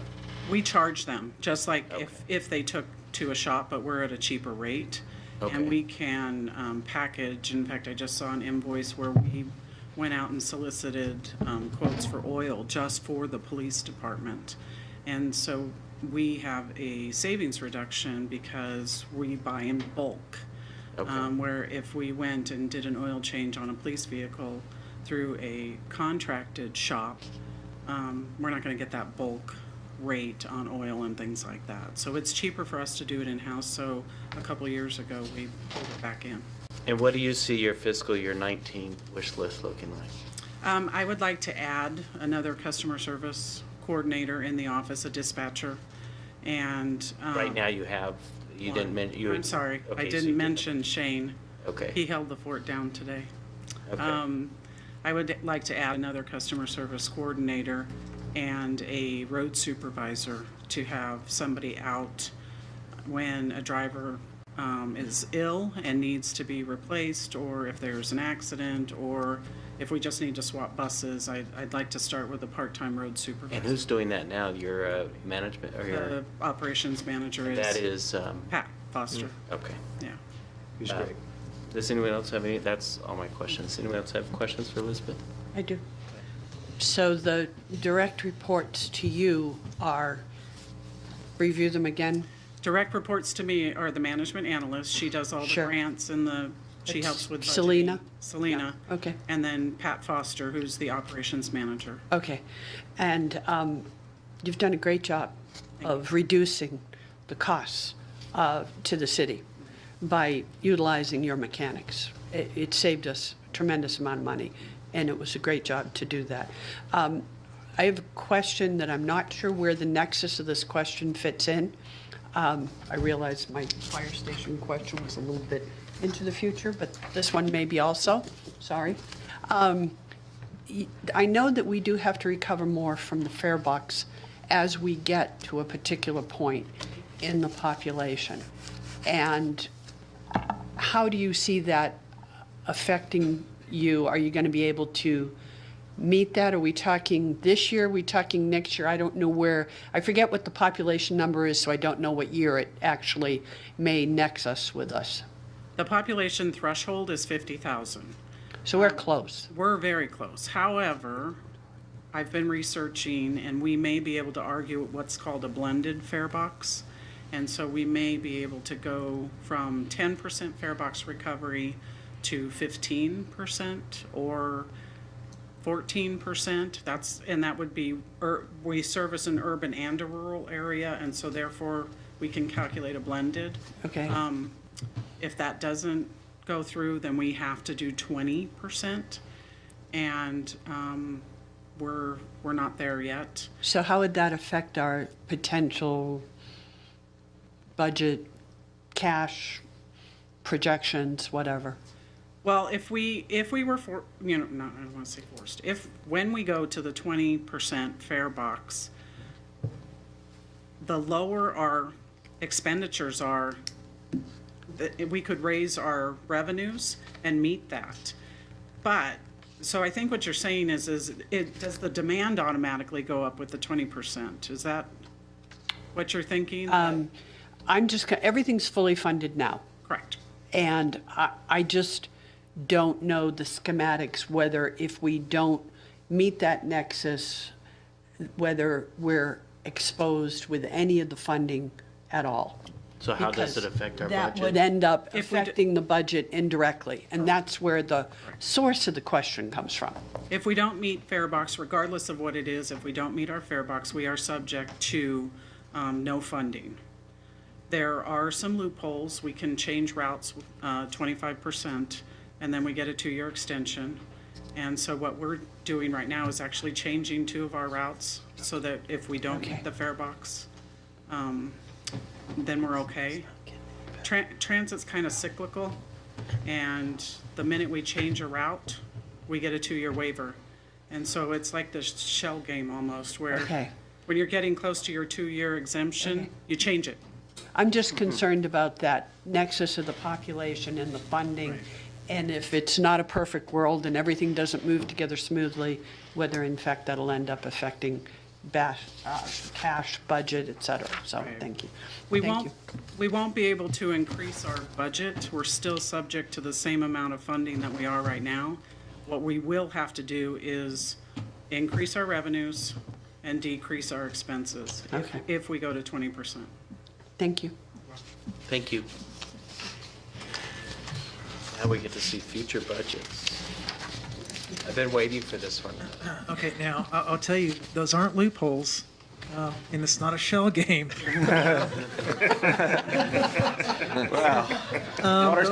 There's some administrative processes and some exemptions and some exceptions to administrative rules as applicable to, correct? There we go, okay. Thank you for that correction, Todd. Y'all speak a different language than I do. That's how we roll in California.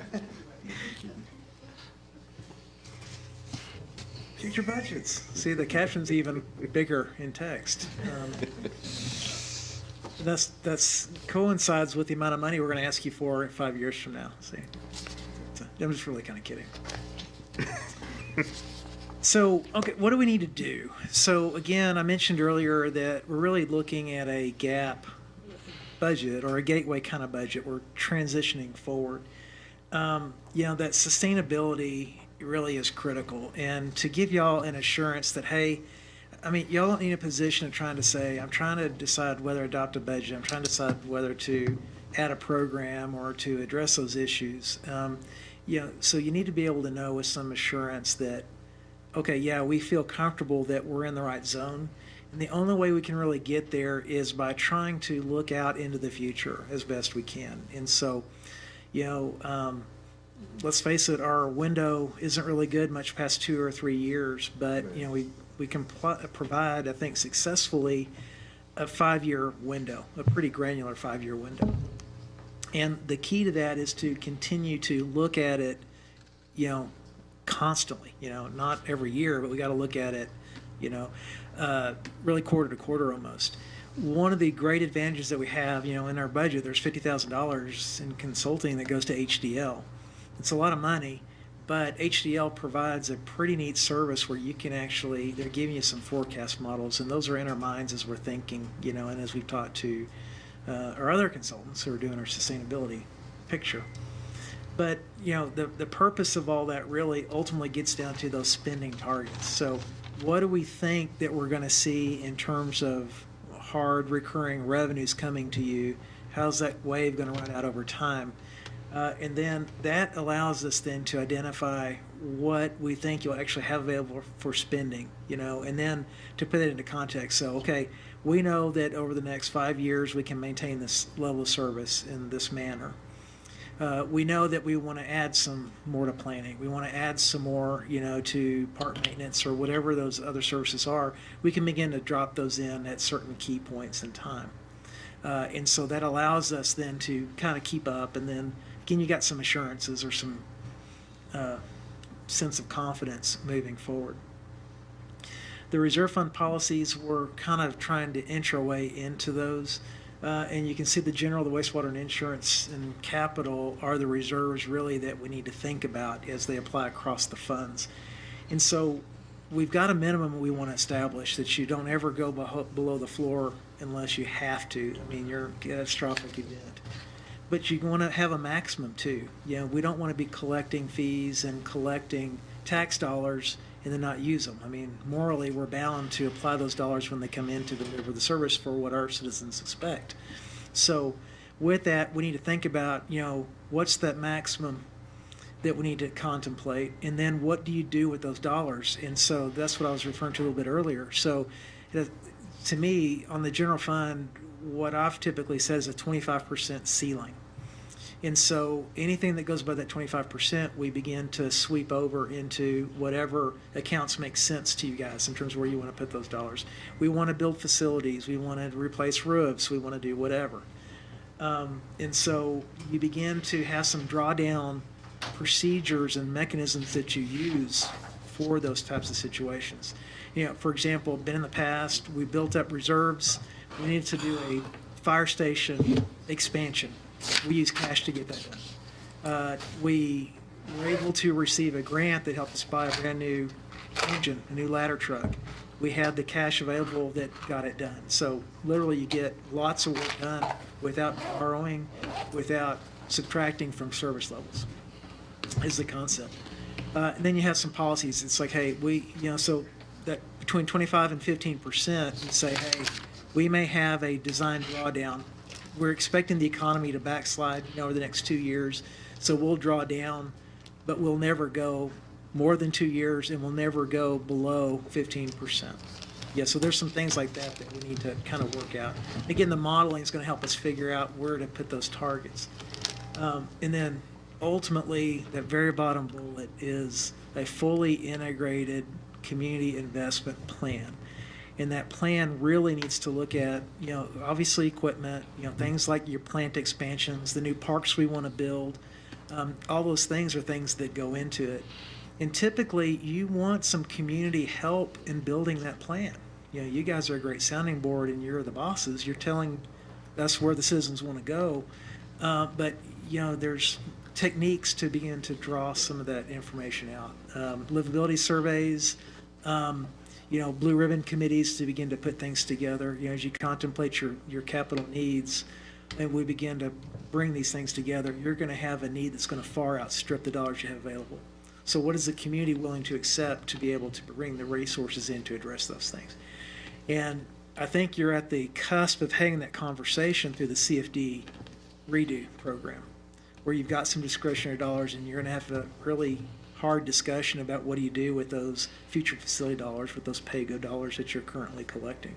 Because you can legally apply them, and they were set to allow you to apply them to certain things throughout the community. But is it at the right level? What are things that people want to see?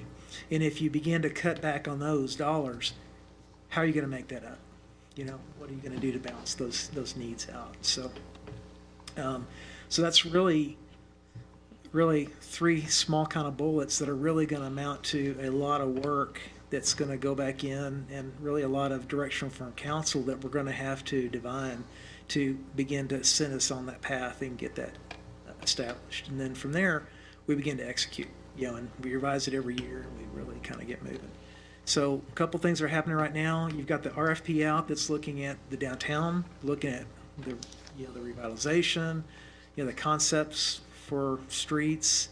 You're moving towards a pavement management system that's going to give you a strategy and an idea about what you need to spend year to year to maintain the program the way you want it maintained. So you've got those pieces that are kind of underway now. As we are getting the finances up to GASB standards, those are going to begin to highlight where we have depreciation issues, where we have gaps that we need to begin to cover. So you've got a lot of those pieces that are coming together right now that are going to be addressed as we move forward. So when you talk about future sustainability, one of the things on the numbers that I'm looking at is, and you talked about using HDL to kind of project where your fees or your revenues will be. Looking at the numbers we have, I didn't see where but we're projecting that based on, for example, animal licensing. Because the sustainability, at least at the county, when I do my budget, what I look for is trying to cost recover or to help with that sustainability. So, for example, are we, is our dog licensing cost where it should be in order to cover the cost for the time that's spent or to cover the cost for staffing that's used? Code enforcement cost recovery. If we, do we need more bodies to help and assist us with code enforcement and cost recovery to help with that sustainability so that maybe the cost recovery covers a staff member or so, and I know that it's difficult because we didn't have the numbers before like we have today, which you did a great job in providing the background, finances, account numbers. We actually know where money is and coming from. But as we look to the future, I'd like to see us start looking at cost recovery to, whether maybe this isn't going to be popular, but the cost to go to the pool. I know maintaining the pool is very costly, but are we, maybe covering half that cost or a quarter of the cost? Looks like we're covering very little of the cost to maintain that. And so, because if we can do that, then maybe we could take that money and offer services elsewhere, like you're saying. Right. So that's just what I was looking at here. Gotcha. Yeah, and you're right, that's something, we're in the process right now of doing a first fee update that we've done in many, many years. And so you're right, we got to keep on top of that. And there's probably some voids in there, things that we're not covering that we need to go back and do. So I've made a note of that. So in our sustainability modeling, I'll make sure we drop that in as a key point. Thank you very much. As a policy for sure. Right now, animal control is at 76%.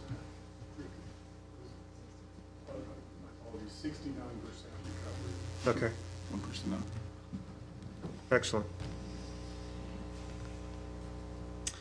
Okay, so that's the PowerPoint. That concludes the PowerPoint portion of your evening. All right. Go through all this if you want. I just think this would be light reading for you. This just gives you a recap. It just summarizes the departments really by, I guess, blended major expenditure points. And then it gives you a little detail. Again, helps you look at operational versus personnel expenses and how they've evolved over the last couple of years. So that's one of the things that's been interesting is due to the way the city was kind of structured financially and budgeted and tracked, you don't really have a good historical data set, So this is the first step. And so before, can you speak to our budget differences in legal fees as we're moving forward from last year to this year? Yes, the general fund had a budget of $1.5 million in legal fees, for this year, and so we've got those budgeted this year at $750,000.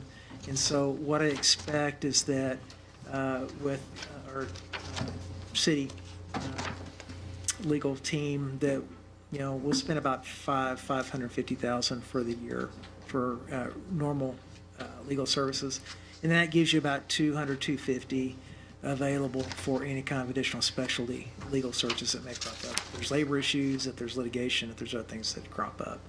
So, and I think that's a good number. I ran some numbers to look at what it would cost us to really set up and run an in-house legal operation, and you're going to spend, I think, $500,000 to $550,000 to do that.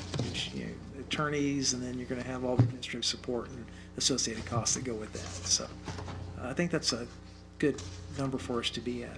So the 550 though is not the city attorney expense. It's more than just the city attorney expense. Is that correct? We've got 750, which would be all your general fund related legal expenses, coming in.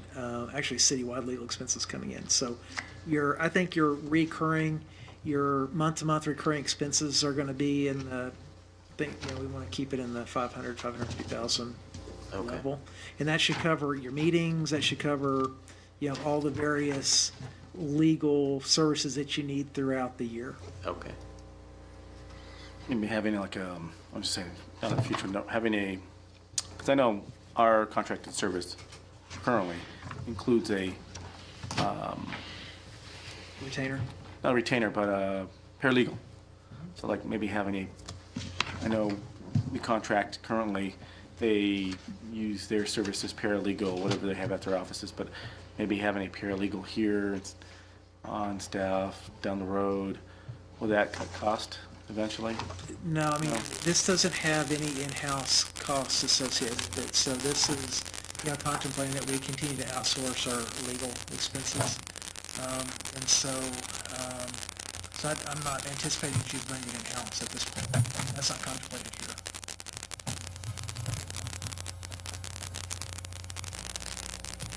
All right. Any other general budget questions or specific questions? I know, Mike, you had some more, or? Yeah, let me find. It's the calculator.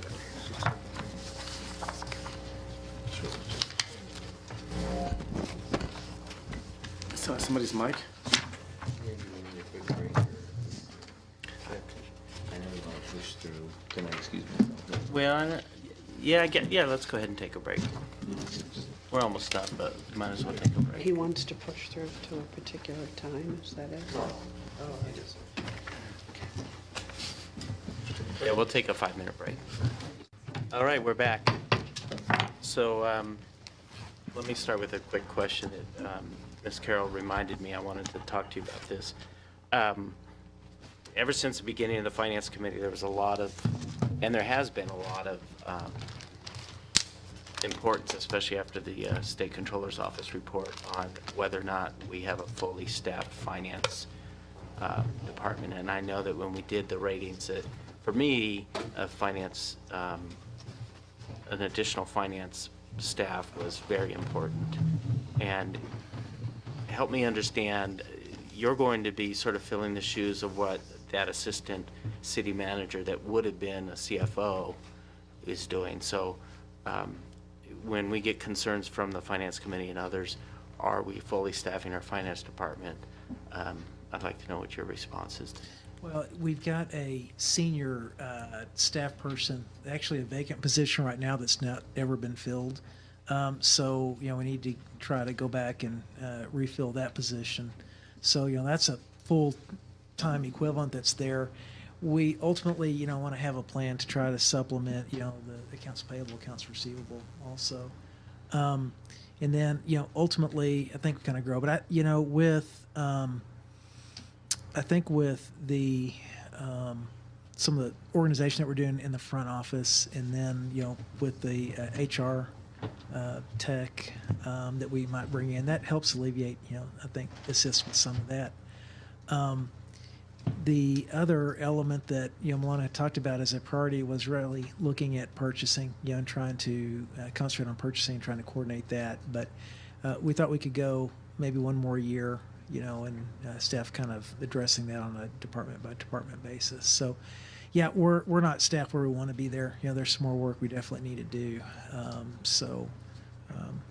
that unstaffed position, is that budgeted in this budget? It's budgeted, yes, and it is. that's not one of the new positions that you're adding to the... Correct, right. So that's an existing vacant position. We had a temp in that position up till about a month or two ago. And so, it's time.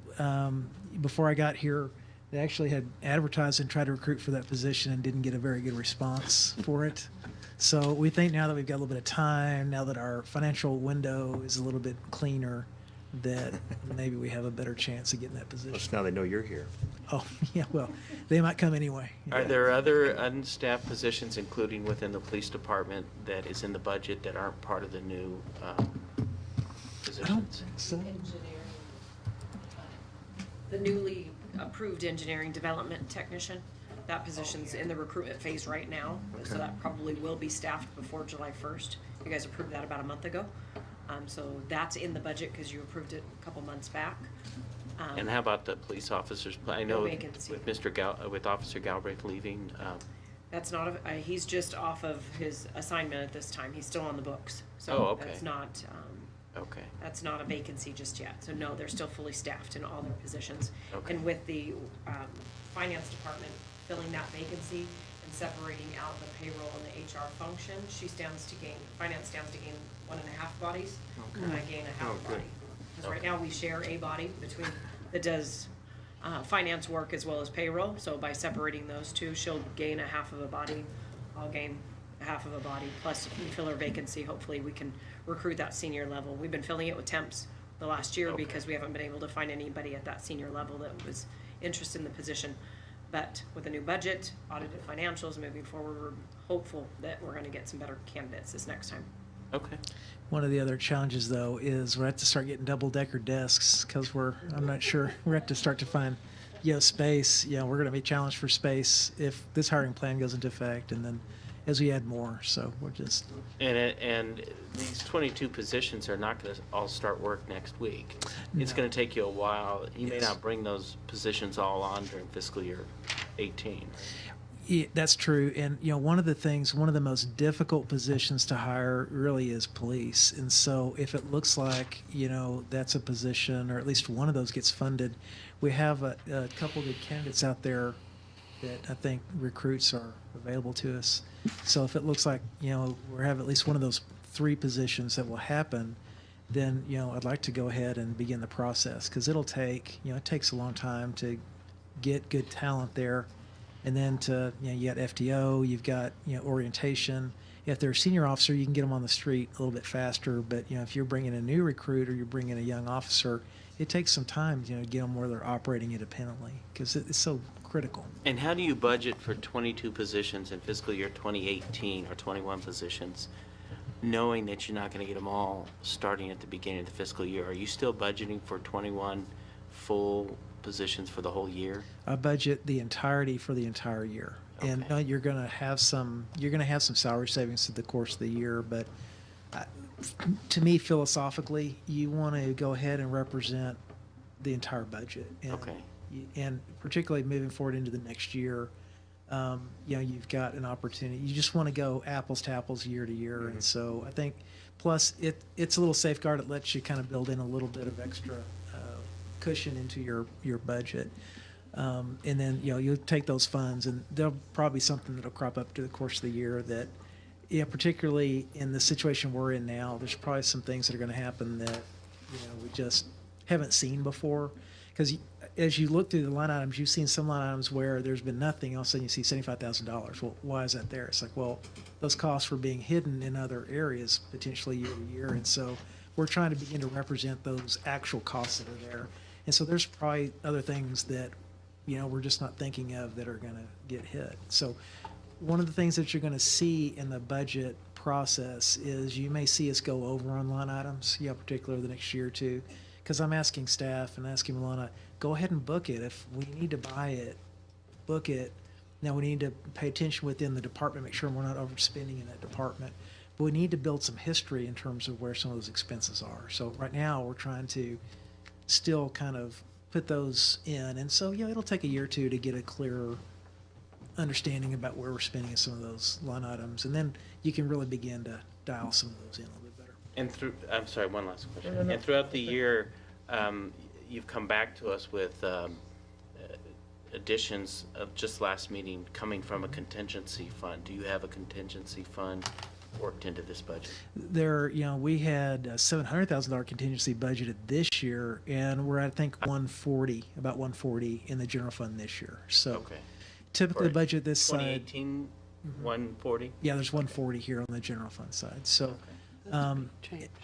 I'm sorry. That's a big change.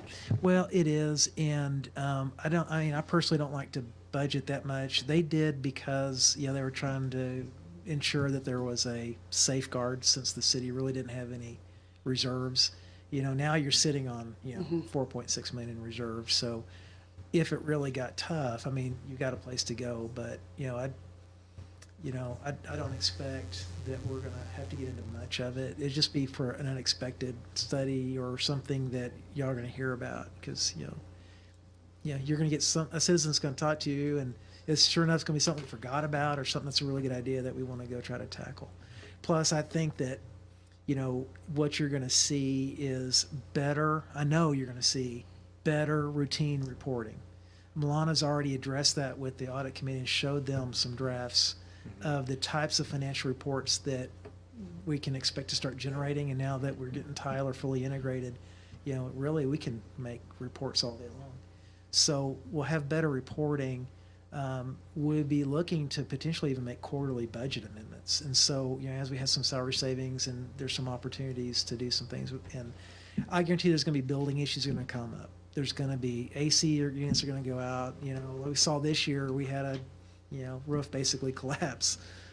So, you know, we're going to see things like that happen. So, Mr. Lara, you had a question? Well, just along the lines of Mayor White's question, and that you budget for a full year, but on your salary and your scale, for me, I budget max salary at top step, and then I see salary savings, you know, either at the quarter or at the end of fiscal. Where do you typically budget salaries? that mid-range. Yeah, for new salaries, you usually hit on mid-range. So, you know, in this case, we went through a process to evaluate each one and to try to peg them to the right class, and then really went in mid-range to budget from that perspective. So, in your budget for PowerPoints and larger print, where would that fall in? So I can actually, I don't need a magnifying glass, is it? It's right here. These aren't even working.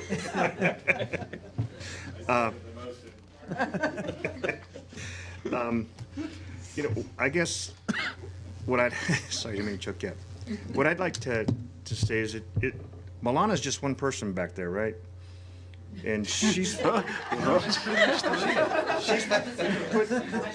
this budget together. She did the forms for the finance committee, the different reports, which was very detailed. We have a very detailed budget that we never had. And unfortunately, she's not here to take some of the kudos for that. I really appreciate the effort and the energy that she's put into that. And unfortunately, we don't have more public here to comment on it, which is, well, I'll say it's disappointing because we've gotten beat up over this budget for 3 years now, and we finally have something that we can really show that covers the city and all the hard work that the staff has put into it. You know, I like the fact that you've got that reserve set up. 15% is your target, and we're 14.9, which is close, and much closer than that. But talking to Mercedes, you're looking already at maybe saving money in code enforcement and using different alternatives for citation collection. And so you're looking at some of the things that I'm thinking about when I'm going through this. You're already preparing on that. I know that the contract that we have now that's going over and looking at our salaries and revenues and where we're supposed to be is also going to help with this budget moving forward, which you didn't cover, which is going to be another bonus for us down the road. So, great work for everybody. Appreciate that. And thanks for all the detail. It was really good. Mr. Orozco? I just wanted to go back because I know you were talking about public safety. And so I kind of wanted to go back on my question and give the chief an opportunity because we invited everybody else up here in terms of management, except Public Works. We'll get you next, Najee. But that comment about you know, hiring a deputy chief and what that can entail, what kind of duties, and be a little more specific in terms of value to that. now, he has no contaminated wells. He's got no shell games. No loopholes. I'm sure you coached him before. Right, Chief? Easy night. Good, Bob. Now he's bragging. Get a lecture about the microphone each time. Yeah, great question. So the question was posed if, and I knew coming into this for public safety, the deputy chief position would be the one that might have the least amount of clarity in the why. As one councilman pointed out, you know, you get too many chiefs, not enough Indians out in the street. But to clarify the question, if the deputy chief was to, let's say, you say, well, we don't want that, we want another patrol officer. it doesn't mean you're gonna see anybody else on the street because the work has to get done. So what I would have to do is redistribute it to lower ranking people that really aren't skilled at that level and shouldn't be held accountable to that level. So,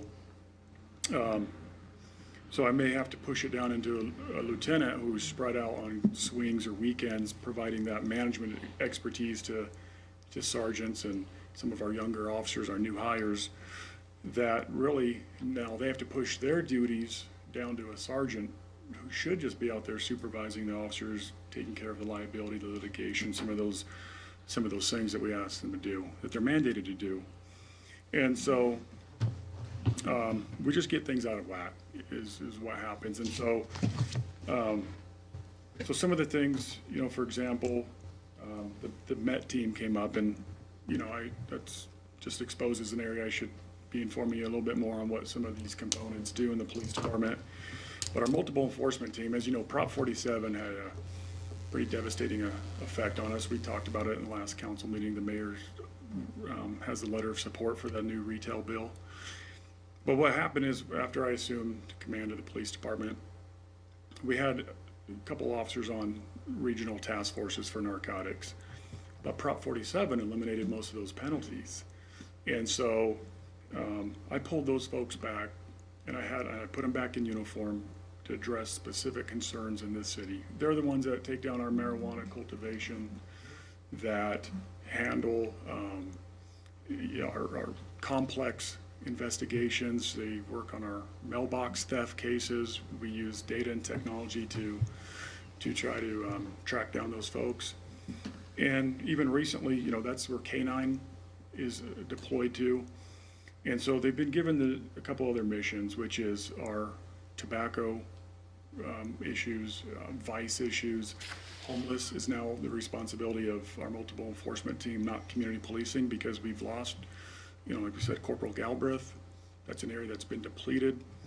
And so somebody has to coordinate that work. And so that's really just an enhancement, not a new body, the Met Sergeant. We're just trading a 2-striper for a 3-striper, and they have more institutional authority to carry forth that mission.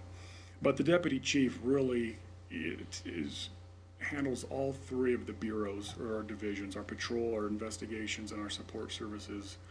Allows the lieutenants and the commander to focus on the things that they need to be doing, our body-worn camera, our CAD upgrades, our Erica, you know, for TAC, and just really, as we deal with some of the litigation, some of these oversights, some of these,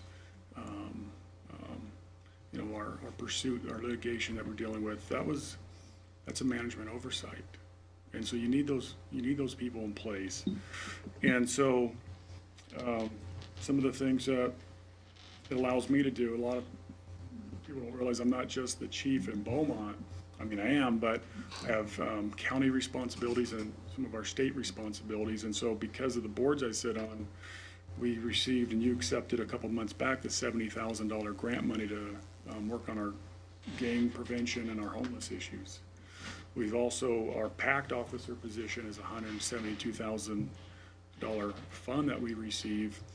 I sit on that vote, and I cast one vote for all the police departments in the county to keep that money to fund those positions. And so we would lose a police officer position. And so really just having somebody that would be here to run a lot of the nuts and bolts allows me to focus on these greater responsibilities, tracking our legislation for Prop 64, watching these bills, how Prop 57 is going to affect us, and then maneuvering the police department the way that we need to do it, which again is just an enhanced benefit of having a municipal PD versus a sheriff's contract. Is I could look at what the trends are, and I could move personnel immediately to address Beaumont's concerns and not have to go through layers and layers of bureaucracy on the second floor to shift personnel.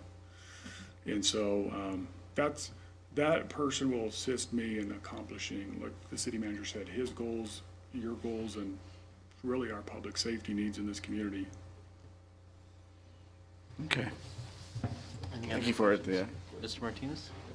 Just Chief, has the district showed any interest in a part-time high school resource officer. I remember we had talked about it in the past where even if they were interested, we had, staffing issues.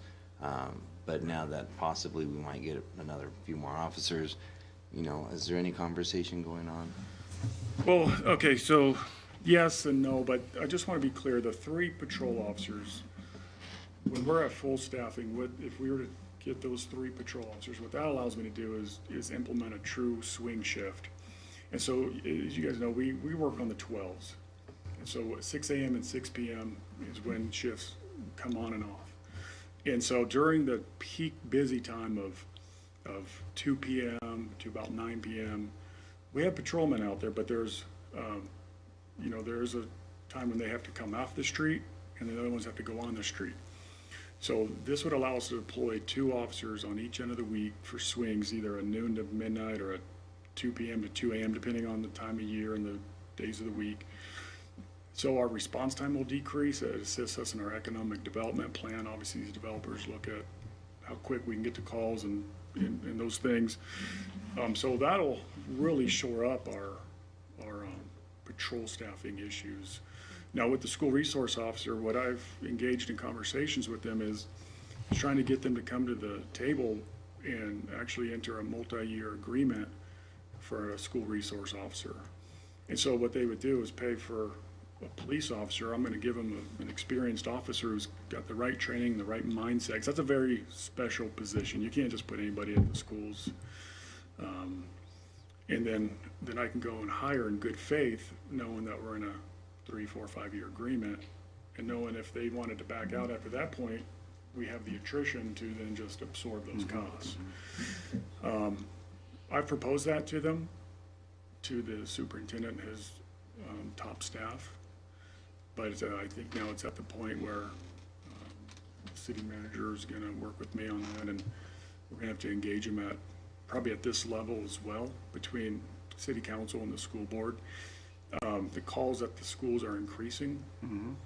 The types of investigations are moving in a direction that I haven't seen in many, many years. Their complexity and what the younger generation are getting themselves into with technology, and they need prevention. These kids need to be taught, not just gang awareness, but about sexting and drunk driving. You've seen the every 15-minute type thing, but this is a program to start reducing those calls for service and building those relationships. So if there is a kid that has active shooter type mentality or thoughts, and they trust that police officer because that officer's on that campus, that's where that information comes from.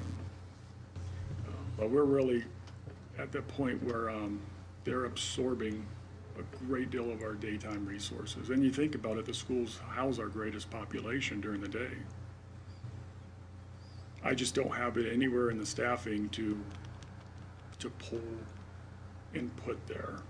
But what's happening on the back end is now they're depleting our patrol resources at the schools. And the complexity of the laws on campuses is so great that it takes a person to be designated to attend the training. The legislature, and I hate to always cast aspersions on them, but they are making things very, very difficult to investigate crimes on campuses. And if we do something wrong there, I mean, we're the ones that are held liable, not the school administrators. Because right now they're just calling us and saying, hey, punt. Our administrators have big concerns, as we do, about our kids' safety. Well, They need to jump on board.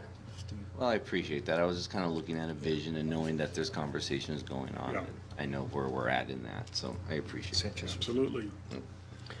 Chief, on with the new, or your deputy chief, I mean, you went to the every 15 minutes. That allows you also to be more, like we were looking at, community oriented. I mean, as far as community, being out there in the community, special events such as this, does it obviously frees up time for you to do some of those things? Yeah, absolutely. There's, how things are. I mean, we're in the business of strategic planning. We have to vision and plan for everything in the police department. we are a can-do business. We can't say that's not our job, that's not our problem in the police department. Everything, we get a phone call, we have to go. And so what happens is I'm still making it to these things that I need to be at. I'll be stretched. I'm still looking at I'm following the legislation. I'm following what our voters are doing.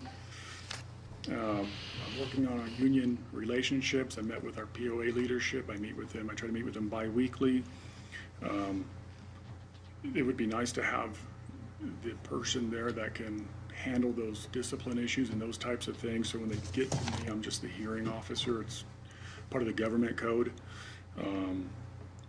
But what happens is if I'm so inundated with the day-to-day, you don't get the time to plan for tomorrow.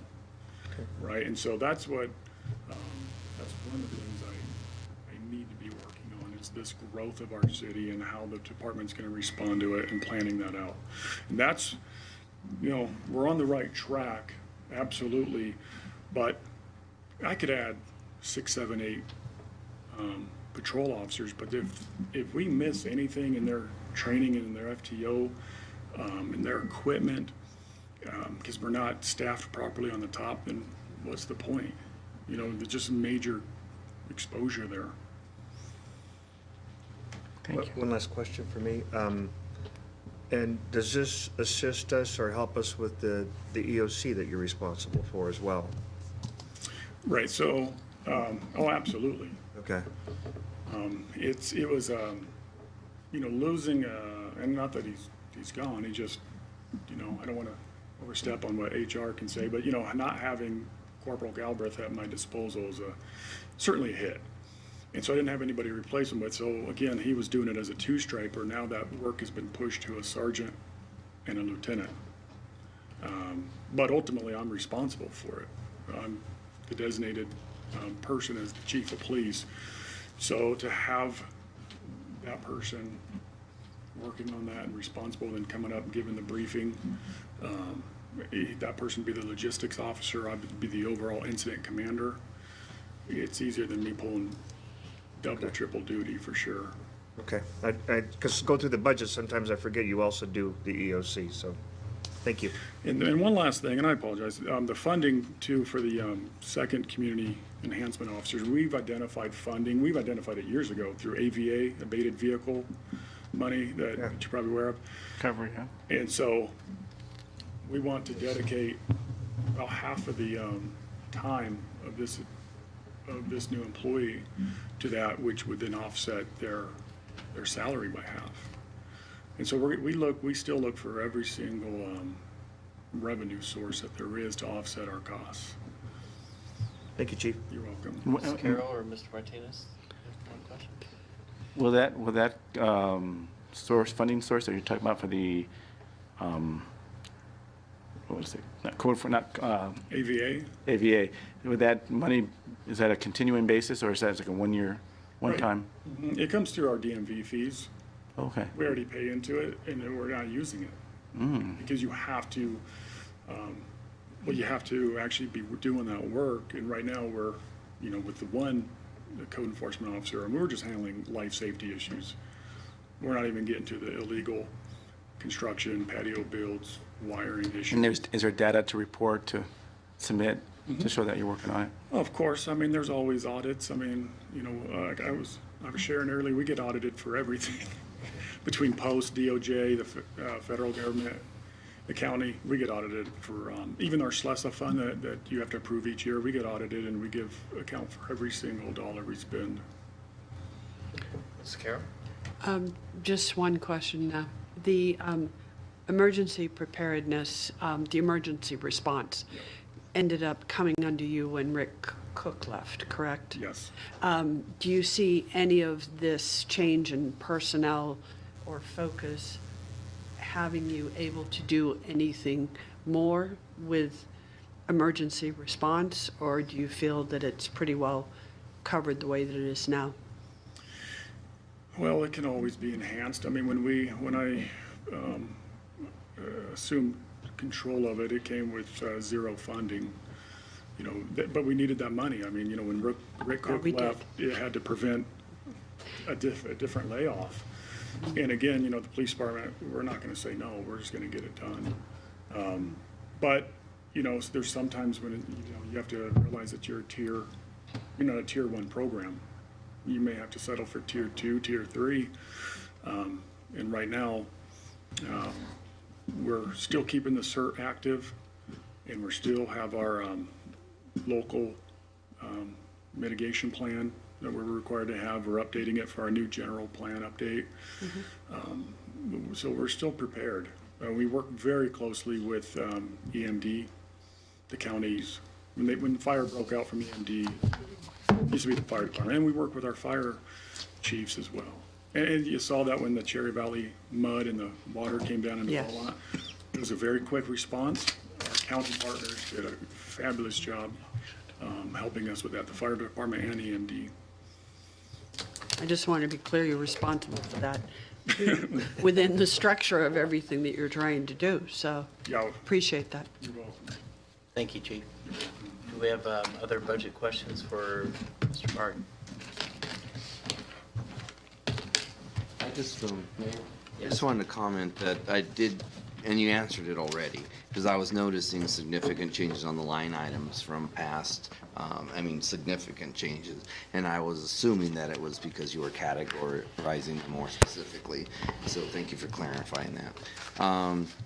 You mentioned in your report, you said that, let me pull it here so I make sure I do it correctly so I don't say the wrong things, but you'd mentioned here that you're working on a multi-year fiscal sustainability model to project the revenues over time, as well as the cost to maintain the levels of services provided in this budget.